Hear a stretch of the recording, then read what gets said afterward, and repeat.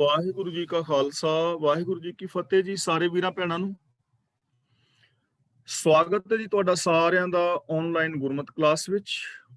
ਜਿਵੇਂ ਕਿ ਆਪ ਸਾਰਿਆਂ ਨੂੰ ਪਤਾ ਹੈ, ਅਸੀਂ ਸੁਖਮਨੀ ਸਾਹਿਬ ਜੀ ਦੀ ਪਾਵਨ ਬਾਣੀ ਦੀ ਵਿਚਾਰ ਸਾਂਝੀ ਕਰ ਰਹੇ ਹਾਂ। ਸੁਖਮਨੀ ਸਾਹਿਬ ਜੀ ਦਾ ਜੋ ਕੇਂਦਰੀ ਭਾਵ ਹੈ, ਰਹਾਉ ਦੀ ਪੰਕਤੀ ਵਿੱਚ ਸੁਖਮਨੀ ਸੁਖ ਅੰਮ੍ਰਿਤ ਪ੍ਰਭ ਨਾਮ, ਭਗਤ ਜਨਾ ਕੈ ਮਨ ਵਿਸਰਾਮ। ਯਾਨੀ ਸਾਰੇ ਸੁੱਖਾਂ ਦੀ ਜੋ ਮਣੀ ਹੈ, ਸਾਰੇ ਸੁੱਖਾਂ ਦਾ ਜੋ ਮੂਲ ਹੈ, ਉਹ ਹੈ ਪ੍ਰਭੂ ਦਾ ਹੁਕਮ। ਤੇ ਰੱਬ ਦੇ ਜੋ ਪਿਆਰੇ ਨੇ ਉਹ ਉਸ ਆਪਣੇ ਚਿੱਤ ਵਿੱਚ ਵਸਾਉਂਦੇ ਹਨ, ਭਾਵ ਕਿ ਰੱਬੀ ਹੁਕਮ ਅਨੁਸਾਰ ਜ਼ਿੰਦਗੀ ਜੀਂਦੇ ਨੇ। ਰੱਬੀ ਹੁਕਮ ਅਨੁਸਾਰ ਜ਼ਿੰਦਗੀ ਜੀਣਾ ਹੀ ਪ੍ਰਭੂ ਦੀ ਭਗਤੀ ਹੈ ਔਰ ਰੱਬੀ ਹੁਕਮ ਹੀ ਸਾਰੇ ਸੁੱਖਾਂ ਦਾ ਮੂਲ ਹੈ। ਆਓ ਅਗਲੀ ਵਾਰ ਆਰੰਭ ਕਰੀਏ। ਪ੍ਰਭ ਬਖਸ਼ੰਦ ਦੀਨ ਦਇਆਲ। ਪ੍ਰਭੂ ਬਖਸ਼ਣਹਾਰ ਹੈ ਔਰ ਦੀਨ ਦਇਆਲ ਦਾ ਮਤਲਬ ਗਰੀਬਾਂ ਤੇ ਤਰਸ ਕਰਨ ਵਾਲਾ ਹੈ। ਗਰੀਬਾਂ ਤੇ ਤਰਸ ਕਰਨ ਵਾਲਾ ਹੈ। ਇਹ ਚੀਜ਼ ਸਮਝਣ ਵਾਲੀ ਹੈ। ਅਸਲ ਦੇ ਵਿੱਚ ਗਰੀਬ ਕੌਣ ਹੈ? ਕਹੋ ਕਬੀਰ ਨਿਰਧਨ ਹੈ ਸੋਈ, ਜਾ ਕੇ ਹਿਰਦੈ ਨਾਮ ਨਾ ਹੋਈ। ਜਿਸ ਮਨੁੱਖ ਦੀ ਜ਼ਿੰਦਗੀ ਦੇ ਅੰਦਰ ਪ੍ਰਭੂ ਦੇ ਗੁਣ ਨਹੀਂ ਹਨ, ਅਸਲ ਦੇ ਅੰਦਰ ਉਹ ਇਨਸਾਨ ਕੰਗਾਲ ਹੈ, ਉਹ ਇਨਸਾਨ ਗਰੀਬ ਹੈ। ਅੱਜ ਅਸੀਂ ਦੇਖਦੇ ਹਾਂ ਕਿ ਮਨੁੱਖ ਦੇ ਕੋਲ ਕਿੰਨੇ ਸਾਰੇ ਧਨ ਪਦਾਰਥ ਜਾਂ ਸੁੱਖਾਂ ਦੇ ਸਾਧਨ ਨੇ, ਪਰ ਮਨੁੱਖੀ ਜ਼ਿੰਦਗੀ ਵਿੱਚ ਜੇ ਇਨਸਾਨੀਅਤ ਨਹੀਂ, ਸੱਚਾਈ ਨਹੀਂ, ਦਇਆ ਨਹੀਂ, ਪ੍ਰੇਮ ਨਹੀਂ, ਉਹ ਸੱਚ ਨੂੰ ਆਧਾਰ ਬਣਾ ਕੇ ਮਨੁੱਖੀ ਫਰਜ਼ਾਂ ਨੂੰ ਪੂਰਿਆ ਨਹੀਂ ਕਰਦਾ, ਤਾਂ ਐਸੇ ਇਨਸਾਨ ਨੂੰ ਗੁਰੂ ਜੀ ਕੰਗਾਲ ਕਹਿੰਦੇ। ਤੇ ਇਥੋਂ ਸਾਨੂੰ ਇੱਕ ਪੋਜ਼ਿਟਿਵਿਟੀ ਮਿਲ ਰਹੀ ਹੈ, ਸਕਾਰਾਤਮਕ ਸੋਚ ਸਾਨੂੰ ਆਸ਼ਾਵਾਦੀ ਬਣਾ ਰਹੇ ਨੇ ਗੁਰੂ ਸਾਹਿਬ ਕਿ ਜੇ ਕਿਤੇ ਜ਼ਿੰਦਗੀ ਦੇ ਅੰਦਰ ਕੰਗ ਹੈ, ਗਰੀਬੀ ਹੈ, ਯਾਨੀ ਅਵਗੁਣਿਆਰੀ ਜ਼ਿੰਦਗੀ ਹੈ, ਪ੍ਰਭੂ ਜਿਹੜਾ ਹੈ ਦੀਨਾਂ ਦੇ ਉੱਤੇ ਦਇਆ ਕਰਨ ਵਾਲਾ ਹੈ ਔਰ ਦੀਨਾਂ ਨੂੰ ਉਹ ਗੁਣ ਬਖਸ਼ਣ ਵਾਲਾ ਹੈ। ਨਾਨਕ ਨਿਰਗੁਣ ਗੁਣ ਕਰੇ, ਗੁਣਵੰਤਿਆਂ ਗੁਣ ਦੇ। ਜਿਹੜਾ ਗੁਣ ਦਿੰਦਾ ਉਹ ਨਿਰਗੁਣਿਆਂ ਨੂੰ ਵੀ ਗੁਣ ਦੇ ਸਕੇ। ਤਾਂ ਪ੍ਰਭੂ ਕਰਨ ਵਾਲਾ ਹੈ, ਦੀਨਾਂ ਦੇ ਉੱਤੇ ਦਇਆ ਕਰਨ ਵਾਲਾ ਹੈ। ਭਗਤ ਵਛਲ ਸਦਾ ਕਿਰਪਾਲ। ਵਛਲ ਦਾ ਮਤਲਬ ਹੁੰਦਾ ਹੈ ਪਿਆਰ ਕਰਨ ਵਾਲਾ, ਤੇ ਭਗਤ ਵਛਲ ਦਾ ਮਤਲਬ ਭਗਤੀ ਨਾਲ ਪਿਆਰ ਕਰਨ ਵਾਲਾ, ਕਿਉਂਕਿ ਇੱਥੇ ਤੱਤੇ ਦੇ ਨਾਲ ਸਿਹਾਰੀ ਹੈ। ਜਦੋਂ ਵੀ ਭਗਤ ਦੇ ਸਿਹਾਰੀ ਹੋਏ ਤਾਂ ਇਹਦਾ ਅਰਥ ਭਗਤੀ ਹੁੰਦਾ ਹੈ। ਉਚਾਰਨ ਪਏਗਾ, ਅਰਥ ਭਗਤੀ ਹੋਏਗਾ। ਭਗਤ ਦੇ ਤੱਤੇ ਥੱਲੇ ਔਂਕੜ ਆਵੇ ਤਾਂ ਉਹਦਾ ਮੀਨਿੰਗ ਹੋਏਗਾ ਇੱਕ ਭਗਤ, ਯਾਨੀ ਸਿੰਗੂਲਰ ਸ਼ਬਦ। ਔਰ ਭਗਤ ਦਾ ਤੱਤਾ ਹੋਏ ਮੁਕਤਾ, ਇਹਦਾ ਮਤਲਬ ਬਹੁਤੇ ਭਗਤ। ਭਗਤ ਵਛਲ ਭਗਤੀ ਨਾਲ ਪਿਆਰ ਕਰਨ ਵਾਲਾ ਹੈ।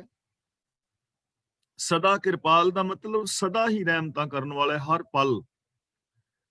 ਰੱਬ ਸਦਾ ਰਹਿਮਤ ਕਰਨ ਵਾਲਾ ਹੀ ਹੈ, ਇਹ ਗੱਲ ਸਮਝਣ ਵਾਲੀ ਹੈ।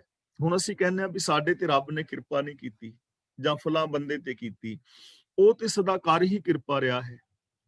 ਦੇਖੋ, ਸੂਰਜ, ਚੰਦਰਮਾ, ਧਰਤੀ, ਗ੍ਰਹਿ, ਨਕਸ਼ਤਰ, ਤਾਰੇ, ਸਿਆਰੇ, ਸਿਤਾਰੇ, ਪੌਣ ਪਾਣੀ, ਬੈਸੰਤਰ, ਸਾਨੂੰ ਜੀਵਨ ਦਿੱਤਾ, ਸਾਰੀ ਕਿਰਪਾ ਹੀ ਤੇ ਹੈ। ਉਹ ਹੈ ਹੀ ਸਦਾ ਕਿਰਪਾਲੂ। ਜਦੋਂ ਅਸੀਂ ਕਹਿੰਦੇ ਹਾਂ ਸਾਡੇ ਤੇ ਕਿਰਪਾ ਨਹੀਂ ਹੋਈ, ਤਾਂ ਇਹਦਾ ਮਤਲਬ ਇਹ ਹੁੰਦਾ ਕਿ ਅਸੀਂ ਕਿਰਪਾ ਦੇ ਪਾਤਰ ਨਹੀਂ ਬਣੇ। ਬਾਹਰ ਬਰਸਾਤ ਬਰਸ ਰਹੀ ਹੈ ਨਾ, ਤਾਂ ਬੱਦਲ ਤਾਂ ਬਰਸਾਤ ਬਰਸਾ ਹੀ ਰਿਹਾ ਹੈ। ਤੇ ਜੇ ਸਾਰਿਆਂ ਦੇ ਬਰਤਨ ਭਰ ਗਏ ਨੇ, ਜੇ ਮੇਰਾ ਬਰਤਨ ਨਹੀਂ ਭਰਿਆ, ਤਾਂ ਇਹਦਾ ਮਤਲਬ ਮੈਂ ਬਰਸਾਤ ਵਿੱਚ ਬਰਤਨ ਲੈ ਕੇ ਗਿਆ ਹੀ ਨਹੀਂ, ਜਾਂ ਮੈਂ ਬਰਸਾਤ ਦੇ ਵਿੱਚ ਬਰਤਨ ਹੀ ਮੂਧਾ ਮਾਰ ਕੇ ਰੱਖਿਆ। ਬਰਸਾਤ ਵਿੱਚ ਸਾਰੇ ਲੋਕ ਭਿੱਜ ਰਹੇ ਨੇ, ਆਨੰਦ ਮਾਣ ਰਹੇ ਨੇ, ਤੇ ਜੇ ਮੈਂ ਬਰਸਾਤ ਦੇ ਵਿੱਚ ਖੜਾ ਹੋਇਆ ਵੀ ਸੁੱਕਾ ਹਾਂ, ਤਾਂ ਇਹਦਾ ਮਤਲਬ ਮੈਂ ਸਿਰ ਤੇ ਛਤਰੀ ਤਾਣੀ ਹੋਈ ਹੈ, ਮੈਂ ਰੇਨਕੋਟ ਪਾਇਆ ਹੋਇਆ ਹੈ। ਦੀ ਬਰਸਾਤ ਵਿੱਚ ਜੇ ਕੋਈ ਸਿਰ ਤੇ ਛਤਰੀ ਤਾਣ ਕੇ ਖਲੋਏਗਾ ਤਾਂ ਉਹਦੇ ਤੇ ਇੱਕ ਬੂੰਦ ਵੀ ਨਹੀਂ ਪਵੇਗੀ। ਤਾਂ ਰੱਬ ਸਦਾ ਕਿਰਪਾਲੂ ਹੈ, ਅਸੀਂ ਕਿਰਪਾ ਦੇ ਪਾਤਰ ਬਣਨਾ ਹੈ। ਭਗਤ ਵਛਲ ਦਾ ਮਤਲਬ ਭਗਤੀ ਨਾਲ ਪਿਆਰ ਕਰਨ ਵਾਲਾ ਹੈ। ਤਾਂ ਜੇ ਅਸੀਂ ਪ੍ਰਭੂ ਦਾ ਪਿਆਰ ਚਾਹੁੰਦੇ ਹਾਂ ਤਾਂ ਸਾਨੂੰ ਭਗਤੀ ਕਰਨੀ ਚਾਹੀਦੀ ਹੈ। ਤੇ ਭਗਤੀ ਦਾ ਮਤਲਬ ਮਾਲਾ ਫੇਰਨਾ ਨਹੀਂ ਹੈ। ਭਗਤੀ ਦਾ ਮਤਲਬ ਸਮਾਧੀਆਂ ਲਾਣਾ ਨਹੀਂ। ਭਗਤੀ ਦਾ ਮਤਲਬ ਸੰਸਾਰ ਨੂੰ ਛੱਡ ਕੇ ਜੰਗਲਾਂ ਵਿੱਚ ਚਲੇ ਜਾਣਾ ਨਹੀਂ। ਭਗਤੀ ਦਾ ਮਤਲਬ ਕੁਛ ਕਰਮ ਕਾਂਡ ਕਰਨਾ ਨਹੀਂ। ਭਗਤੀ ਦਾ ਮਤਲਬ ਹੈ ਗੁਣਾਂ ਦੇ ਧਾਰਨੀ ਹੋਣਾ, ਵਿਣ ਗੁਣ ਕੀਤੇ ਭਗਤ ਨਾ ਹੋਏ। ਭਗਤੀ ਦਾ ਮਤਲਬ ਹੈ ਰੱਬੀ ਰਜਾ ਦੇ ਵਿੱਚ ਤੁਰਨਾ। ਤਾਂ ਜੋ ਰੱਬੀ ਰਜਾ ਦੇ ਵਿੱਚ ਤੁਰਦੇ ਨੇ, ਗੁਣਾਂ ਦੇ ਧਾਰਨੀ ਹੁੰਦੇ ਨੇ, ਉਹਨਾਂ ਨੂੰ ਉਹ ਰੱਬ ਦੇ ਪਿਆਰ ਦੇ ਪਾਤਰ ਬਣਦੇ ਨੇ, ਉਹ ਰੱਬ ਦੀ ਰਹਿਮਤ ਦੇ ਪਾਤਰ ਬਣ ਜਾਂਦੇ ਨੇ। ਭਗਤੀ ਨਾਲ ਪਿਆਰ ਕਰਨ ਵਾਲਾ ਹੈ ਔਰ ਸਦਾ ਹੀ ਰਹਿਮਤਾਂ ਕਰਨ ਵਾਲਾ ਹੈ। ਅਨਾਥ ਨਾਥ ਗੋਬਿੰਦ ਗੋਪਾਲ। ਗੋ ਦਾ ਮਤਲਬ ਸ੍ਰਿਸ਼ਟੀ, ਪਾਲ ਦਾ ਮਤਲਬ ਪਾਲਣ ਵਾਲਾ, ਗੋ ਦਾ ਮਤਲਬ ਸ੍ਰਿਸ਼ਟੀ, ਬਿੰਦ ਦਾ ਮਤਲਬ ਪੈਦਾ ਕਰਨ ਵਾਲਾ, ਅਨਾਥ ਦਾ ਮਤਲਬ ਜਿਸ ਦਾ ਕੋਈ ਵੀ ਨਹੀਂ ਹੈ। ਜਿਸ ਦਾ ਕੋਈ ਵੀ ਨਹੀਂ ਉਹਦਾ ਰੱਬ ਹੈ, ਸੰਸਾਰ ਦਾ ਰਕਸ਼ਕ ਹੈ, ਜਗਤ ਨੂੰ ਪਾਲਣ ਵਾਲਾ ਹੈ, ਪੈਦਾ ਕਰਨ ਵਾਲਾ ਹੈ। ਤਾਂ ਅਨਾਥਾਂ ਦਾ ਨਾਥ ਹੈ। ਹੁਣ ਜਿਹਦਾ ਕੋਈ ਵੀ ਨਹੀਂ ਉਹਦਾ ਰੱਬ ਹੈ। ਜਿਸ ਕਾ ਨਾ ਹੈ ਕੋਏ ਹਾਂ ਤਿਸ ਕਾ ਪ੍ਰਭੂ ਸੋਏ ਹਾਂ। ਲੇਕਿਨ ਕਈਆਂ ਨੇ ਆਪਣੇ ਮਾਲਕ ਬਣਾਏ ਹੋਏ ਨੇ ਨਾ, ਜਿਨ੍ਹਾਂ ਨੇ ਆਪਣੇ ਪਹਿਲਾਂ ਹੀ ਮਾਲਕ ਬਣਾਏ ਨੇ, ਉਹਨਾਂ ਦਾ ਰੱਬ ਮਾਲਕ ਨਹੀਂ ਨਾ ਫਿਰ, ਕਿਉਂਕਿ ਉਹਨਾਂ ਨੇ ਰੱਬ ਨੂੰ ਮਾਲਕ ਬਣਾਇਆ ਹੀ ਨਹੀਂ। ਹੁਣ ਜਿਹੜਾ ਬੰਦਾ ਪੀਰ ਦੇ ਕਬਰ ਤੇ ਜਾ ਰਿਹਾ ਹੈ ਤੇ ਕਹਿ ਰਿਹਾ ਹੈ ਕਿ ਮੈਨੂੰ ਸੁੱਖ ਦੁੱਖ ਮੇਰਾ ਪੀਰ ਨੇ ਸੁਣਨਾ ਹੈ, ਤੇ ਉਹਨੇ ਆਪਣਾ ਮਾਲਕ ਕਿਹਨੂੰ ਬਣਾ ਲਿਆ? ਪੀਰ ਨੂੰ, ਕਬਰ ਨੂੰ। ਰੱਬ ਨੂੰ ਮਾਲਕ ਬਣਾਉਣਾ ਹੀ ਨਹੀਂ ਚਾਹੁੰਦਾ। ਕਿਸੇ ਨੇ ਵਰਤਾਂ ਨੂੰ, ਕਿਸੇ ਨੇ ਸਰਾਧਾਂ ਨੂੰ, ਕਿਸੇ ਨੇ ਤੀਰਥ ਯਾਤਰਾਵਾਂ ਨੂੰ, ਇਹਨਾਂ ਨੂੰ ਮਾਲਕ ਬਣਾ ਲਿਆ। ਕਿਸੇ ਨੇ ਬਾਬਿਆਂ ਨੂੰ ਮਾਲਕ ਬਣਾ ਲਿਆ। ਤਾਂ ਉਹ ਅਨਾਥਾਂ ਦਾ ਨਾਥ ਹੈ, ਜਿਸ ਦਾ ਕੋਈ ਨਹੀਂ ਉਹਦਾ ਰੱਬ ਹੈ, ਭਾਵ ਕਿ ਉਹ ਸਾਰਿਆਂ ਦਾ ਹੈ। ਤੇ ਜੇ ਅਸੀਂ ਕਿਸੇ ਨੂੰ ਆਪਣਾ ਨਾਥ ਹੋਰ ਨੂੰ ਬਣਾ ਲਵਾਂਗੇ ਤਾਂ ਇਹਦਾ ਮਤਲਬ ਅਸੀਂ ਰੱਬ ਨੂੰ ਮਾਲਕ ਬਣਾਉਣ ਤੋਂ ਇਨਕਾਰੀ ਹੋ ਗਏ। ਤਾਂ ਅਨਾਥਾਂ ਦਾ ਨਾਥ ਹੈ, ਸ੍ਰਿਸ਼ਟੀ ਨੂੰ ਪਾਲਣ ਵਾਲਾ ਹੈ, ਸ੍ਰਿਸ਼ਟੀ ਦੀ ਉਤਪਤੀ ਕਰਨ ਵਾਲਾ ਹੈ। ਸਰਬ ਘਟਾਂ ਕਰਤ ਪ੍ਰਤਿਪਾਲ। ਇੱਥੇ ਬਿੰਦੀ ਲਾ ਕੇ ਪੜਾਂਗੇ ਘਟਾਂ, ਕਿਉਂਕਿ ਘਟ ਦਾ ਮਤਲਬ ਸਰੀਰ, ਘਟ ਦਾ ਮਤਲਬ ਘੜਾ ਵੀ ਹੁੰਦਾ ਹੈ, ਘਟ ਦਾ ਮਤਲਬ ਬੱਦਲ ਵੀ ਹੁੰਦਾ ਹੈ, ਘਟ ਦਾ ਮਤਲਬ ਘਟ ਵੀ ਹੁੰਦਾ ਹੈ। ਇੱਥੇ ਘਟਾਂ, ਇੱਥੇ ਘਟ ਸ਼ਬਦ ਦਾ ਮਤਲਬ ਹੈ ਸਰੀਰ। ਤੇ ਜਦੋਂ ਕਿਸੇ ਨਾਉਨ ਦੇ ਨਾਲ ਕੰਨਾ ਲਗਾ ਕੇ ਬਹੁਵਚਨੀ ਬਣਾਇਆ ਜਾਂਦਾ ਹੈ ਤਾਂ ਉਸ ਦਾ ਉਚਾਰਨ ਬਿੰਦੀ ਲਗਾ ਕੇ ਹੋਏਗਾ ਘਟਾਂ। ਸਰਬ ਘਟਾਂ ਕਰਤ ਪ੍ਰਤਿਪਾਲ। ਸਾਰੇ ਸਰੀਰਾਂ ਦੀ ਉਹ ਪਾਲਣਾ ਕਰਦਾ ਹੈ। ਹੁਣ ਦੇਖੋ, ਸਾਡੇ ਸਾਰੇ ਸਰੀਰ ਨੇ, ਜਿੰਨੇ ਵੀ ਨਿੱਕੇ ਜਿਹੇ ਬੈਕਟੀਰੀਆ ਤੋਂ ਲੈ ਕੇ ਵੱਡੇ ਸਾਰੇ ਹਾਥੀ ਤੱਕ, ਜਾਂ ਜੀਵ ਜੰਤ ਜਾਂ ਪਸ਼ੂ ਪੰਛੀ ਵਨਸਪਤੀ, ਸਾਰਿਆਂ ਦੀ ਪ੍ਰਤਿਪਾਲਨਾ ਹੋ ਰਹੀ ਹੈ ਨਾ ਰੱਬੀ ਰਜਾ ਦੇ ਅੰਦਰ, ਰੱਬੀ ਨੇਮਾਂ ਦੇ ਵਿੱਚ। ਸਾਰਿਆਂ ਦੀ ਪਾਲਣਾ ਹੋ ਰਹੀ ਹੈ, ਸਾਰਿਆਂ ਨੂੰ ਆਕਸੀਜਨ ਮਿਲ ਰਹੀ ਹੈ, ਸਾਰਿਆਂ ਨੂੰ ਜ਼ਿੰਦਗੀ ਮਿਲ ਰਹੀ ਹੈ। ਤਾਂ ਉਹ ਸਾਰੇ ਸਰੀਰਾਂ ਦੀ ਪਾਲਣਾ ਕਰਨ ਵਾਲਾ ਹੈ। ਆਦ ਪੁਰਖ ਕਾਰਨ ਕਰਤਾਰ। ਆਦ ਦਾ ਮਤਲਬ ਸਭ ਦਾ ਮੁੱਢ ਹੈ ਉਹ।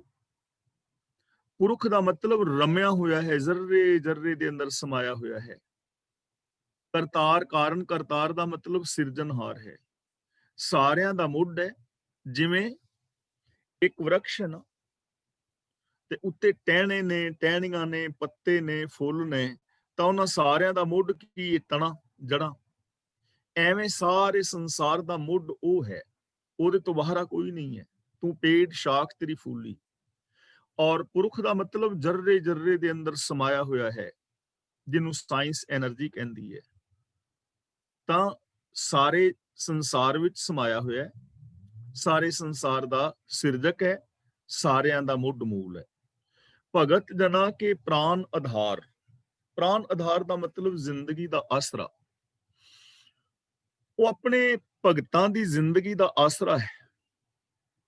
ਜਿਹੜੇ ਰੱਬ ਦੇ ਪਿਆਰੇ ਨੇ ਨਾ, ਰੱਬੀ ਰਜਾ ਵਿੱਚ ਤੁਰਨ ਵਾਲੇ, ਰੱਬੀ ਗੁਣਾਂ ਨਾਲ ਪਿਆਰ ਕਰਨ ਵਾਲੇ, ਉਹਨਾਂ ਦੇ ਜੀਵਨ ਦਾ ਆਧਾਰ ਹੈ, ਬੇਸ ਹੈ। ਤੇ ਦੇਖੋ, ਜੇ ਮਕਾਨ ਦੀ ਨੀਂਹ ਕੱਢ ਦਿੱਤੀ ਜਾਏ ਤੇ ਮਕਾਨ ਗਿਰ ਜਾਏਗਾ। ਜੇ ਬੱਚੇ ਨੂੰ ਸਹਾਰਾ ਨਾ ਦਿੱਤਾ ਜਾਏ ਤਾਂ ਬੱਚੇ ਦਾ ਕੀ ਹਾਲ ਹੋ ਜਾਏਗਾ। ਤਾਂ ਜੋ ਰੱਬ ਦੇ ਪਿਆਰੇ ਨੇ, ਉਹ ਰੱਬੀ ਗੁਣਾਂ ਦੇ ਆਸਰੇ ਜ਼ਿੰਦਗੀ ਜੀਂਦੇ ਨੇ। ਜਦੋਂ ਉਹ ਰੱਬ ਨੂੰ ਵਿਸਾਰਦੇ ਨੇ ਤਾਂ ਉਦੋਂ ਉਹਨਾਂ ਦੀ ਜ਼ਿੰਦਗੀ ਦੇ ਅੰਦਰ ਤੜਪਣ ਪੈਦਾ ਹੋ ਜਾਂਦੀ ਹੈ। ਆਖਾਂ ਜੀਵਾਂ ਵਿਸਰੇ ਮਰ ਜਾਊਂ, ਕਿ ਹੇ ਮਾਲਕ, ਜਦੋਂ ਮੈਂ ਤੇਰੇ ਗੁਣਾਂ ਦਾ ਧਾਰਨੀ ਹੁੰਦਾ ਹਾਂ, ਉਦੋਂ ਮੈਂ ਅਸਲੀ ਆਤਮਿਕ ਜ਼ਿੰਦਗੀ ਜੀ ਰਿਹਾ ਹੁੰਦਾ ਹਾਂ। ਤੇ ਜਦੋਂ ਮੈਂ ਤੇਰੇ ਗੁਣਾਂ ਨੂੰ ਵਿਸਾਰਦਾ ਹਾਂ, ਉਦੋਂ ਮੈਂ ਮਰ ਜਾਂਦਾ ਹਾਂ। ਤਾਂ ਅਸਲੀ ਜੀਵਨ ਹੈ ਗੁਣਾਂ ਵਾਲੀ ਜ਼ਿੰਦਗੀ ਜੀਣੀ। ਸੱਚਾਈ, ਦਇਆ, ਪ੍ਰੇਮ, ਇਨਸਾਨੀਅਤ, ਜਿਹਦੇ ਅੰਦਰ ਇਹ ਗੁਣ ਨੇ, ਸਮਝ ਲਓ ਉਹ ਅਸਲੀ ਜ਼ਿੰਦਗੀ ਜੀ ਰਿਹਾ ਹੈ।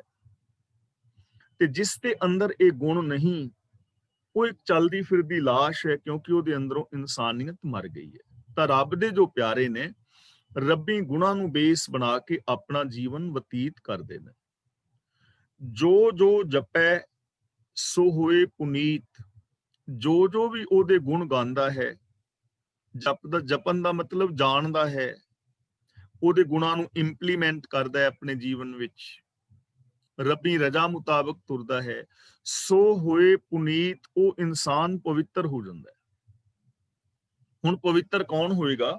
ਜੋ ਉਹਦੇ ਗੁਣਾਂ ਦਾ ਧਾਰਨੀ ਹੋਏਗਾ, ਜਿਸ ਦੀ ਸੋਚ ਦੇ ਅੰਦਰ ਸੱਚਾਈ ਹੈ, ਪ੍ਰੇਮ ਹੈ, ਇਨਸਾਨੀਅਤ ਹੈ, ਦਇਆ ਹੈ, ਉਹ ਇਨਸਾਨ ਪਵਿੱਤਰ ਹੈ।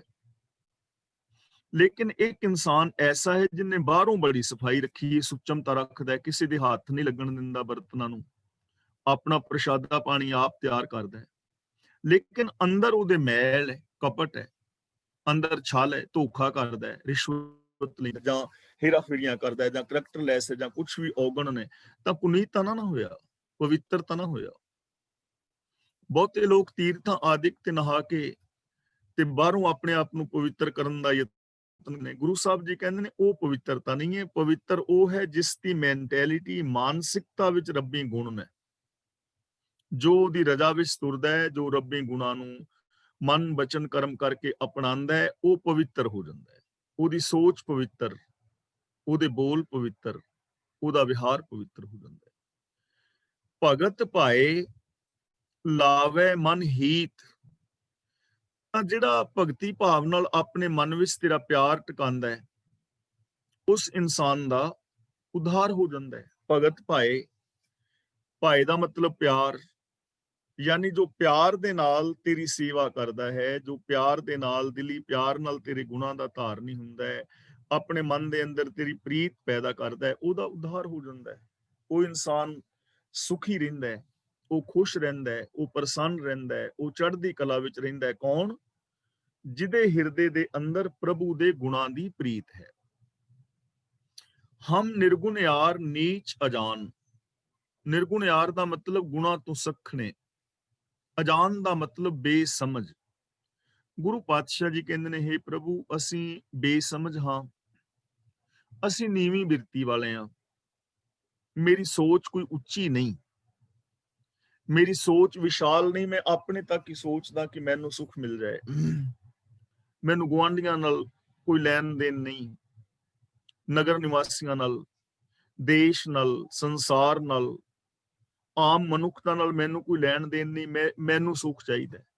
ਮੇਰੀ ਸੋਚ ਸੀਮਤ ਹੈ ਨਾ, ਸਵਾਰਥੀ ਸੋਚ ਹੈ, ਮੇਰੀ ਸੋਚ ਵਿੱਚ ਲੋਭ ਹੈ, ਮੇਰੀ ਸੋਚ ਵਿੱਚ ਕ੍ਰੋਧ ਹੈ, ਇਸੇ ਨੂੰ ਕਹਿੰਦੇ ਨੇ ਨਿਰਗੁਣ ਯਾਰ, ਨੀਵੀਂ ਸੋਚ, ਬੇਸਮਝ ਆ, ਤੇ ਇਹ ਸਾਰੇ ਕੰਮ ਮੈਂ ਬੇਸਮਝੀ ਕਰਕੇ ਕਰੀ ਜਾ ਰਿਹਾ। ਹੇ ਮਾਲਕ, ਮੈਨੂੰ ਜ਼ਿੰਦਗੀ ਜੀਣ ਦੀ ਸਮਝ ਨਹੀਂ, ਮੇਰੇ ਅੰਦਰ ਕੋਈ ਚੰਗੇ ਗੁਣ ਨਹੀਂ, ਮੇਰੀ ਸੋਚ ਵੀ ਨੀਵੀਂ ਹੈ। ਨਾਨਕ, ਇੱਥੇ ਥੋੜਾ ਜਿਹਾ ਰੁਕਾਂਗੇ। ਨਾਨਕ ਤੁਮਰੀ ਸਰਨ ਪੁਰਖ ਭਗਵਾਨ, ਨਾਨਕ ਤੁਮਰੀ ਸਰਨ ਪੁਰਖ ਭਗਵਾਨ। ਪੁਰਖ ਦਾ ਮਤਲਬ ਰਮੇ ਹੋਏ, ਭਗਵਾਨ ਦਾ ਮਤਲਬ ਰੱਬ। ਹੇ ਪ੍ਰਭੂ, ਹੇ ਰਮੇ ਹੋਏ ਮਾਲਕ, ਮੈਂ ਤੇਰੇ ਚਰਨਾਂ ਦੀ ਸ਼ਰਨ ਵਿੱਚ ਆਇਆ। ਹੁਣ ਇਹ ਚੀਜ਼ ਸਮਝਣ ਵਾਲੀ ਹੈ ਗੌਰ ਦੇ ਨਾਲ, ਕਿ ਮੇਰੇ ਵਿੱਚ ਕੋਈ ਗੁਣ ਨਹੀਂ, ਮੈਂ ਬੇਸਮਝ ਵੀ ਹਾਂ, ਮੇਰੀ ਸੋਚ ਵੀ ਨੀਵੀਂ ਹੈ, ਲੇਕਿਨ ਮੈਂ ਤੇਰੇ ਚਰਨਾਂ ਦੀ ਸ਼ਰਨ ਵਿੱਚ ਆ ਗਿਆ। ਮੈਂ ਤੇਰੇ ਚਰਨਾਂ ਦੀ ਸ਼ਰਨ, ਯਾਨੀ ਮੈਂ ਤੇਰੀ ਰਜ਼ਾ ਵਿੱਚ ਤੁਰਨਾ ਸ਼ੁਰੂ ਕਰ ਦਿੱਤਾ। ਇਹ ਮੈਂ ਪ੍ਰੋਮਿਸ ਕਰਨਾ, ਪ੍ਰਤਿੱਗਿਆ ਕਰਨਾ। ਤਾਂ ਜਦੋਂ ਕੋਈ ਰੱਬ ਦੇ ਚਰਨਾਂ ਦੀ ਸ਼ਰਨ ਵਿੱਚ ਆਉਂਦਾ ਹੈ, ਉਹਦੀ ਬੇਸਮਝੀ ਵੀ ਖਤਮ ਹੋ ਜਾਂਦੀ, ਉਹਨੂੰ ਗਿਆਨ ਮਿਲ ਜਾਂਦਾ ਹੈ। ਰੱਬ ਦੇ ਚਰਨਾਂ ਦੀ ਸ਼ਰਨ ਚੋਂ ਉਹਨੂੰ ਗੁਣ ਮਿਲ ਜਾਂਦੇ ਨੇ, ਉਹ ਇਨਸਾਨ ਮਹਾਨ ਹੋ ਜਾਏਗਾ, ਕਿਉਂਕਿ ਉਹਨੂੰ ਸਿਸਟਮ ਦਾ ਪਤਾ ਲੱਗ ਗਿਆ ਨਾ।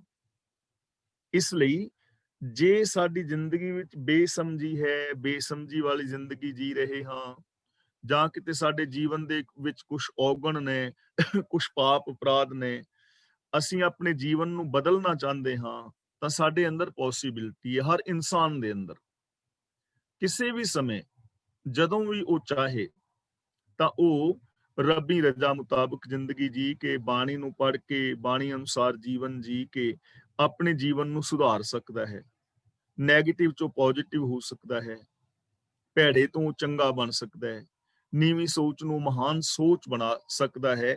ਇਹ ਸੰਭਾਵਨਾ ਸਾਰਿਆਂ ਦੇ ਅੰਦਰ ਹੈ। ਸਰਬ ਬੈਕੁੰਠ ਮੁਕਤ ਮੋਖ ਪਾਏ।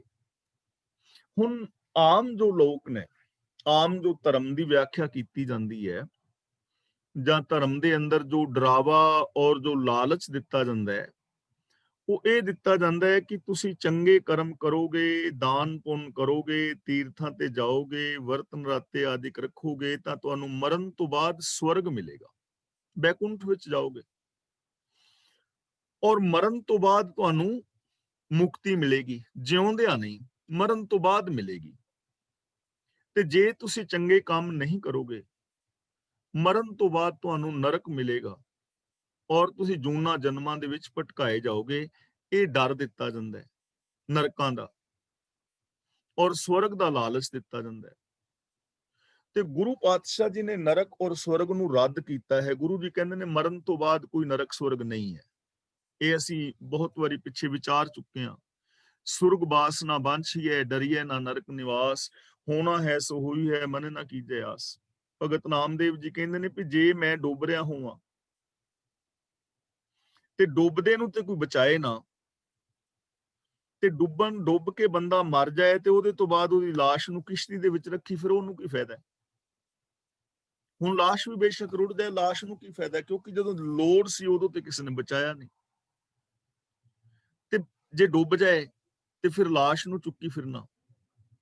ਜ਼ਿੰਦਗੀ ਸਾਰੀ ਨਰਕ ਵਿੱਚ ਬਣੀ ਹੋਵੇ, ਜ਼ਿੰਦਗੀ ਸਾਰੀ ਨਰਕ ਬਣੀ ਹੋਏ ਬੰਦੇ ਦੀ, ਬੰਦਾ ਦੁਖੀ ਹੋਏ ਸਰੀਰਕ ਤੌਰ ਤੇ, ਮਾਨਸਿਕ ਤੌਰ ਤੇ, ਆਤਮਿਕ ਤੌਰ ਤੇ, ਆ ਸੰਸਾਰ ਨਰਕ ਬਣਿਆ ਹੋਵੇ, ਇੱਥੇ ਈਰਖਾ ਦਵੇਸ਼ ਹੋਵੇ, ਇੱਥੇ ਮਨੁੱਖਤਾ ਵਾਸਤੇ ਐਟਮੀ ਹਥਿਆਰ ਤਿਆਰ ਕੀਤੇ ਜਾ ਰਹੇ ਹੋਣ, ਇੱਥੇ ਲੋਕ ਨਜਾਇਜ਼ ਲੋਕਾਂ ਦਾ ਬੰਬ ਧਮਾਕੇ ਕਰਕੇ ਕਤਲ ਕਰ ਰਹੇ ਹੋਣ, ਇੱਥੇ ਛੋਟੀਆਂ ਮਾਸੂਮ ਬੱਚੀਆਂ ਦੇ ਨਾਲ ਜ਼ਬਰ ਜਨਾਹ ਹੋ ਰਿਹਾ ਹੋਵੇ, ਰਿਸ਼ਵਤਖੋਰੀ ਹੋਵੇ, 2 ਨੰਬਰ ਦੇ ਧੰਦੇ ਹੋਣ, ਖਾਣ ਲਈ ਰੋਟੀ ਨਾ ਮਿਲੇ, ਤੇ ਮਰਨ ਤੋਂ ਬਾਅਦ ਸਵਰਗ ਦਾ ਕੀ ਕਰਨਾ ਹੈ?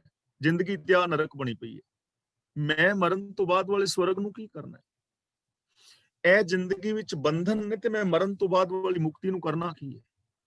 ਇਸ ਲਈ ਗੁਰੂ ਜੀ ਕਹਿੰਦੇ ਨੇ ਸਰਬ ਬੈਕੁੰਠ। ਸਰਬ ਬੈਕੁੰਠ ਦਾ ਮਤਲਬ ਸਾਰੇ ਸਵਰਗ ਜਿੰਨੇ ਵੀ ਮੰਨੇ ਨੇ, ਮੁਕਤੀ ਮੋਕਸ਼ ਉਹਨੇ ਹਾਸਲ ਕਰ ਲਏ, ਉਹਨੂੰ ਸਾਰੇ ਹੀ ਮਿਲ ਗਏ। ਕਿਹਨੂੰ?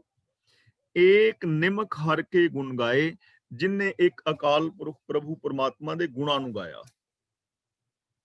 ਇਹਦਾ ਮਤਲਬ ਗੁਣ ਗਾਉਣਾ, ਗੁਣਾਂ ਵਾਲੀ ਜ਼ਿੰਦਗੀ ਹੀ ਸਵਰਗ ਹੈ, ਗੁਣਾਂ ਵਾਲਾ ਜੀਵਨ ਹੀ ਮੁਕਤੀ ਹੈ, ਵਿਕਾਰਾਂ ਤੋਂ ਬਚਣ ਦਾ ਨਾਮ ਮੁਕਤੀ ਹੈ, ਗੁਣਾਂ ਵਾਲੀ ਜ਼ਿੰਦਗੀ ਜੀਣ ਦਾ ਨਾਮ ਮੁਕਤੀ ਹੈ। ਤੇ ਜੇ ਅਸੀਂ ਰੱਬੀ ਰਜਾ ਵਿੱਚ ਤੁਰੀਏ, ਲਾ ਆਫ ਨੇਚਰ ਨੂੰ ਸਮਝ ਕੇ ਦੇ ਮੁਤਾਬਕ ਜ਼ਿੰਦਗੀ ਜੀਵੀਏ, ਸਤ ਸੰਤੋਖ ਦਇਆ ਧਰਮ ਧੀਰਜ ਗਿਆਨ ਵੈਰਾਗ ਨਿਮਾਨਤਾ ਸੇਵਾ ਸਿਮਰਨ ਪ੍ਰੇਮ ਕੁਰਬਾਨੀ ਨਿਰਭੈਤਾ ਨਿਰਵੈਰਤਾ ਦੇ ਸ਼ੁਭ ਜਜ਼ਬੇ ਸਾਡੀ ਜ਼ਿੰਦਗੀ ਵਿੱਚ ਹੋਣ, ਇੱਕ ਦੂਜੇ ਵਾਸਤੇ ਪਿਆਰ ਮੁਹੱਬਤ ਹੋਵੇ, ਇੱਕ ਦੂਜੇ ਦੇ ਨਾਲ ਅਸੀਂ ਸਤਿਕਾਰ ਕਰੀਏ, ਸਹਿਯੋਗ ਕਰੀਏ, ਤਾਂ ਜ਼ਿੰਦਗੀ ਸਵਰਗ ਬਣ ਜਾਏਗੀ, ਬੰਧਨ ਖਤਮ ਹੋ ਜਾਣਗੇ। ਤਾਂ ਗੁਰੂ ਜੀ ਕਹਿੰਦੇ ਨੇ ਜਿਸ ਮਨੁੱਖ ਨੇ ਪ੍ਰਭੂ ਦੇ ਗੁਣ ਗਾਏ ਨੇ, ਸਮਝ ਲਓ ਉਹਨੂੰ ਸਾਰੇ ਸਵਰਗ ਵੀ ਮਿਲ ਗਏ, ਉਹਨੂੰ ਸਾਰੀਆਂ ਮੁਕਤੀਆਂ ਮੋਕਸ਼ ਵੀ ਮਿਲ ਗਏ। ਮਰਨ ਤੋਂ ਬਾਅਦ ਕੋਈ ਮੁਕਤੀ ਨਹੀਂ, ਮਰਨ ਤੋਂ ਬਾਅਦ ਕੋਈ ਸਵਰਗ ਨਹੀਂ, ਤੁਹਾਡੀ ਇਹ ਜ਼ਿੰਦਗੀ ਹੀ ਸਵਰਗ ਬਣ ਜਾਏਗੀ ਜੇ ਤੁਸੀਂ ਰੱਬੀ ਗੁਣਾਂ ਨੂੰ ਗਾਓਗੇ। ਇਸ ਜੀਵਨ ਦੇ ਵਿੱਚ ਹੀ ਤੁਸੀਂ ਮੁਕਤ ਹੋ ਜਾਓਗੇ। ਅਨਿਕ ਰਾਜ ਭੋਗ ਵਡਿਆਈ, ਬੰਦਾ ਚਾਹੁੰਦਾ ਨਾ ਮੈਨੂੰ ਰਾਜ ਭਾਗ ਮਿਲੇ, ਮੈਨੂੰ ਮਾਣ ਆਦਰ ਮਿਲੇ, ਮੇਰੇ ਕੋਲ ਛਕਨ ਛਕਾਨ ਦੇ ਪਦਾਰਥਾਂ ਦੇ ਅੰਬਾਰ ਲੱਗੇ ਹੋਣ, ਪੀਜੇ 버ਗਰ ਮੈਂ ਰੋਜ਼ ਖਾਵਾਂ, 5 ਸਟਾਰ ਹੋਟਲਾਂ ਦੇ ਵਿੱਚ ਮੈਂ ਜਾਵਾਂ, ਬੰਦੇ ਦੀ ਚਾਹਤ ਹੈ ਨਾ। ਲੇਕਿਨ ਇਹ ਸਾਰੇ, ਕਈ ਅਸੀਂ ਦੇਖਦੇ ਹਾਂ ਲੋਕਾਂ ਕੋਲ ਰਾਜ ਵੀ ਹੈ, ਰਾਜਨੀਤਿਕ ਲੋਕ ਨੇ ਨਾ, ਕਿੰਨੇ ਸਾਰੇ ਰਾਜਨੀਤਿਕ ਲੋਕ ਨੇ ਆਮ ਦੇਸ਼ਾਂ ਵਿੱਚ, ਰਾਜੇ ਜਿਹੜੇ ਹੋ ਗੁਜਰੇ ਨੇ ਅੱਜ ਕੱਲ MLA MP ਸਾਰੇ, ਜਾਂ ਪ੍ਰਧਾਨ ਮੰਤਰੀ, ਰਾਸ਼ਟਰਪਤੀ, ਲੰਬੜਦਾਰ, ਸਰਪੰਚ ਜੋ ਵੀ ਨੇ। ਲੇਕਿਨ ਕੀ ਇਹ ਸਾਰੇ ਸੁਖੀ ਔਰ ਸ਼ਾਂਤ ਨੇ? ਕੀ ਇਹਨਾਂ ਸਾਰਿਆਂ ਦੇ ਵਿੱਚ ਇਨਸਾਨੀਅਤ ਹੈ? ਸਾਰਿਆਂ ਵਿੱਚ ਨਹੀਂ ਨਾ ਹੈ, ਕੁਝ ਚੰਗੇ ਲੋਕ ਵੀ ਹੈ ਨੇ। ਹੁਣ ਕਈ ਲੋਕ ਐਸੇ ਨੇ ਵੀ ਇੱਕ ਤਾਂ ਮੇਰੇ ਵਰਗਾ ਬੰਦਾ, ਉਹਨੂੰ 2 ਟਾਈਮ ਰੋਟੀ ਮਿਲ ਹੀ ਨਹੀਂ ਰਹੀ, ਮੈਂ ਤੇ ਦੁਖੀ ਹੈ ਹੀ ਹਾਂ। ਪਰ ਇੱਕ ਉਹ ਲੋਕ ਨੇ ਜਿਨ੍ਹਾਂ ਦੇ ਕੋਲ ਖਾਣ ਪੀਣ ਵਾਸਤੇ ਪਦਾਰਥ ਵਾਧੂ ਨੇ, ਪਰ ਉਹਨਾਂ ਦੀ ਜ਼ਿੰਦਗੀ ਵਿੱਚ ਵੀ ਸ਼ਾਂਤੀ ਨਹੀਂ ਨਾ, ਖੁਸ਼ੀ ਨਹੀਂ ਹੈ। ਤਾਂ ਗੁਰੂ ਜੀ ਕਹਿੰਦੇ ਨੇ ਅਨੇਕ ਰਾਜ ਭੋਗ ਬੜੀ, ਉਸ ਮਨੁੱਖ ਨੂੰ ਮਾਨੋ ਅਨੇਕਾਂ ਰਾਜਾਂ, ਭੋਗ ਪਦਾਰਥਾਂ ਔਰ ਵਡਿਆਈਆਂ ਮਿਲ ਗਈਆਂ। ਕਿਹਨੂੰ? ਹਰ ਕੇ ਨਾਮ ਕੀ ਕਥਾ ਮਨ ਭਾਈ, ਜਿਹਦੇ ਮਨ ਨੂੰ ਪ੍ਰਭੂ ਦੇ ਨਾਮ ਦੀ ਕਥਾ ਚੰਗੀ ਲੱਗੀ। ਕਥਾ ਦਾ ਮਤਲਬ ਇਹ ਨਹੀਂ ਕਿ ਜਿਵੇਂ ਕਥਾ ਮੈਂ ਕਰ ਰਿਹਾ, ਕਥਾ ਦਾ ਮਤਲਬ ਰੱਬੀ ਗੁਣ, ਰੱਬੀ ਗੁਣਾਂ ਦੀ ਜੋ ਗੱਲਬਾਤ ਹੈ। ਜਿਹਨੂੰ ਚੰਗੇ ਗੁਣਾਂ ਦੀ, ਰੱਬੀ ਗੁਣਾਂ ਦੀ ਗੱਲਬਾਤ ਚੰਗੀ ਲੱਗੀ, ਮਨ ਨੂੰ ਪਿਆਰੀ ਲੱਗੀ, ਰੱਬੀ ਗੁਣ ਮਨ ਨੂੰ ਚੰਗੇ ਲੱਗੇ, ਉਹਨੂੰ ਸਮਝ ਲਓ ਰਾਜ ਦੀਆਂ ਵਡਿਆਈਆਂ ਔਰ ਉਹ ਖੁਸ਼ੀਆਂ ਜਿਹੜੀਆਂ ਸਾਰੀਆਂ ਉਹਨੂੰ ਮਿਲ ਗਈਆਂ।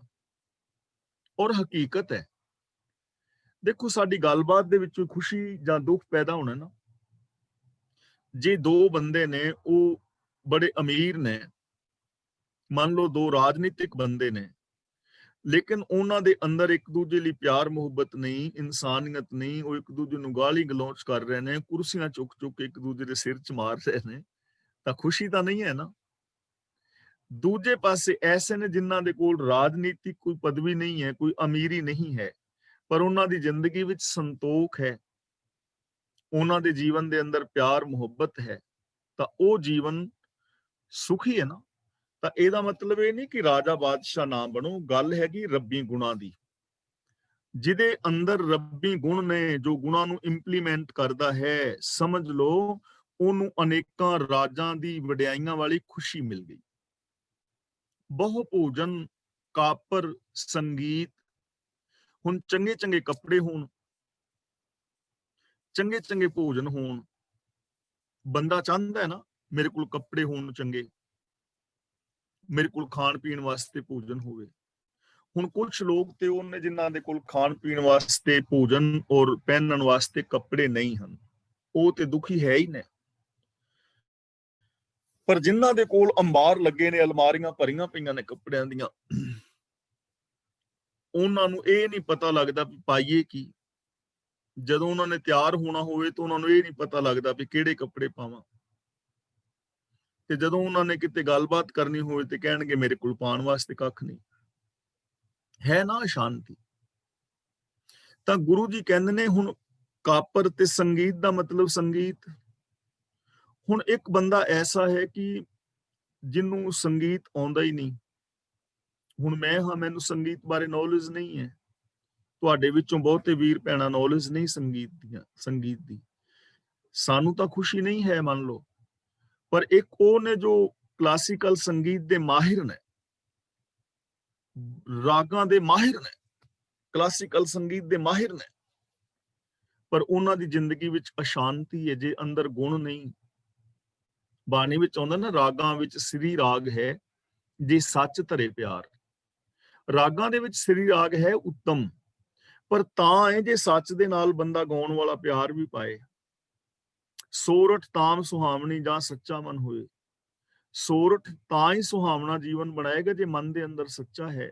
ਤਾਂ ਗੁਰੂ ਜੀ ਕਹਿੰਦੇ ਨੇ ਬਹੁ ਭੋਜਨ ਕਾਪਰ ਸੰਗੀਤ, ਉਸ ਮਨੁੱਖ ਨੂੰ ਕਈ ਕਿਸਮ ਦੇ ਖਾਣੇ, ਕੱਪੜੇ, ਰਾਗ, ਰੰਗ ਵਾਲੀ ਖੁਸ਼ੀ ਮਿਲ ਗਈ। ਕਿਨੂੰ? ਰਸਨਾ ਜਪਤੀ ਹਰ ਹਰ ਨੀਤ, ਜਿਹਦੀ ਰਸਨਾ ਪ੍ਰਭੂ ਦੇ ਗੁਣ ਗਾਉਂਦੀ ਹੈ, ਜੋ ਜ਼ਬਾਨ ਦੇ ਨਾਲ ਗੁਣਾਂ ਦੀ ਗੱਲ ਕਰਦਾ ਹੈ, ਸੱਚ ਦੀ ਗੱਲ ਕਰਦਾ ਹੈ, ਇਨਸਾਨੀਅਤ ਦੀ ਗੱਲ ਕਰਦਾ ਹੈ, ਪਿਆਰ ਮੁਹੱਬਤ ਦੀ ਗੱਲ ਕਰਦਾ ਹੈ, ਤਾਂ ਸਮਝ ਲਓ ਉਹਨੂੰ ਉਹ ਸਾਰੀਆਂ ਖੁਸ਼ੀਆਂ ਨਸੀਬ ਹੋ ਗਈਆਂ ਜੋ ਕੱਪੜਿਆਂ ਚੋਂ, ਭੋਜਨ ਚੋਂ, ਸੰਗੀਤ ਚੋਂ ਖੁਸ਼ੀਆਂ ਮਿਲਦੀਆਂ ਨੇ ਨਾ। ਉਹ ਇਨਸਾਨ ਨੂੰ ਖੁਸ਼ੀਆਂ ਪ੍ਰਾਪਤ ਹੋ ਗਈਆਂ ਜਿਹਦੀ ਰਸਨਾ ਰੱਬੀ ਗੁਣਾਂ ਦੀ ਗੱਲ ਕਰਦੀ ਹੈ। ਦੇਖੋ ਕਿੰਨਾ ਆਸਾਨ ਹੈ ਨਾ ਜੀਵਨ। ਕਿਸੇ ਕੋਲ ਕੱਪੜਿਆਂ ਦੀ ਬਹੁਤਾਤ ਹੋਵੇ, ਪੈਸੇ ਦੀ ਬਹੁਤਾਤ ਹੋਵੇ, ਘਾਟ ਹੋਵੇ, ਇਹ ਇੱਕ ਵੱਖਰਾ ਟੌਪਿਕ ਹੈ। ਪਰ ਜੇ ਦੋਵਾਂ ਦੇ ਕੋਲ ਗੁਣਾਂ ਦੀ ਬਹੁਤਾਤ ਹੋਵੇ ਤੇ ਦੋਵੇਂ ਹੀ ਸ਼ਾਂਤ ਰਹਿਣਗੇ। ਜਿਹੜਾ ਪੈਸੇ ਵਾਲਾ ਬੰਦਾ ਹੈ ਨਾ, ਜੇ ਉਹਦੇ ਹਿਰਦੇ ਦੇ ਅੰਦਰ ਰੱਬੀ ਗੁਣਾਂ ਦੀ ਦਾਤ ਹੈ ਤਾਂ ਉਹ ਹੇਰਾਫੇਰੀ ਨਹੀਂ ਕਰੇਗਾ, ਉਹ ਬੇਗਾਨੇ ਹੱਕ ਨਹੀਂ ਖਾਏਗਾ, ਉਹ ਕਿਰਤ ਕਰਕੇ ਪੈਸਾ ਕਮਾਏਗਾ ਤੇ ਉਹਦੇ ਜੀਵਨ ਵਿੱਚ ਖੁਸ਼ੀ ਹੋਏਗੀ। ਤੇ ਜੇ ਕਿਸੇ ਦੇ ਕੋਲ ਪੈਸੇ ਦੀ ਘਾਟ ਹੈ, ਜੇ ਉਹਦੇ ਜੀਵਨ ਵਿੱਚ ਗੁਣ ਨੇ ਤਾਂ ਉਹ ਖੁਸ਼ ਹੋਏਗਾ, ਪੈਸੇ ਵਾਸਤੇ ਉਹ ਕਿਰਤ ਕਰੇਗਾ। ਇਸ ਲਈ ਸੌਖੀ ਹੈ ਜ਼ਿੰਦਗੀ ਜੇ ਅਸੀਂ ਜ਼ਬਾਨ ਦੇ ਨਾਲ ਰੱਬੀ ਗੁਣਾਂ ਦੀ ਗੱਲ ਕਰਨੀ ਆਰੰਭ ਕਰੀਏ। ਭਲੀ ਸੋ ਕਰਨੀ ਸ਼ੋਭਾ ਧਨਵੰਤ। ਭਲੀ ਦਾ ਮਤਲਬ ਚੰਗੀ, ਕਰਨੀ ਦਾ ਮਤਲਬ ਆਚਰਨ।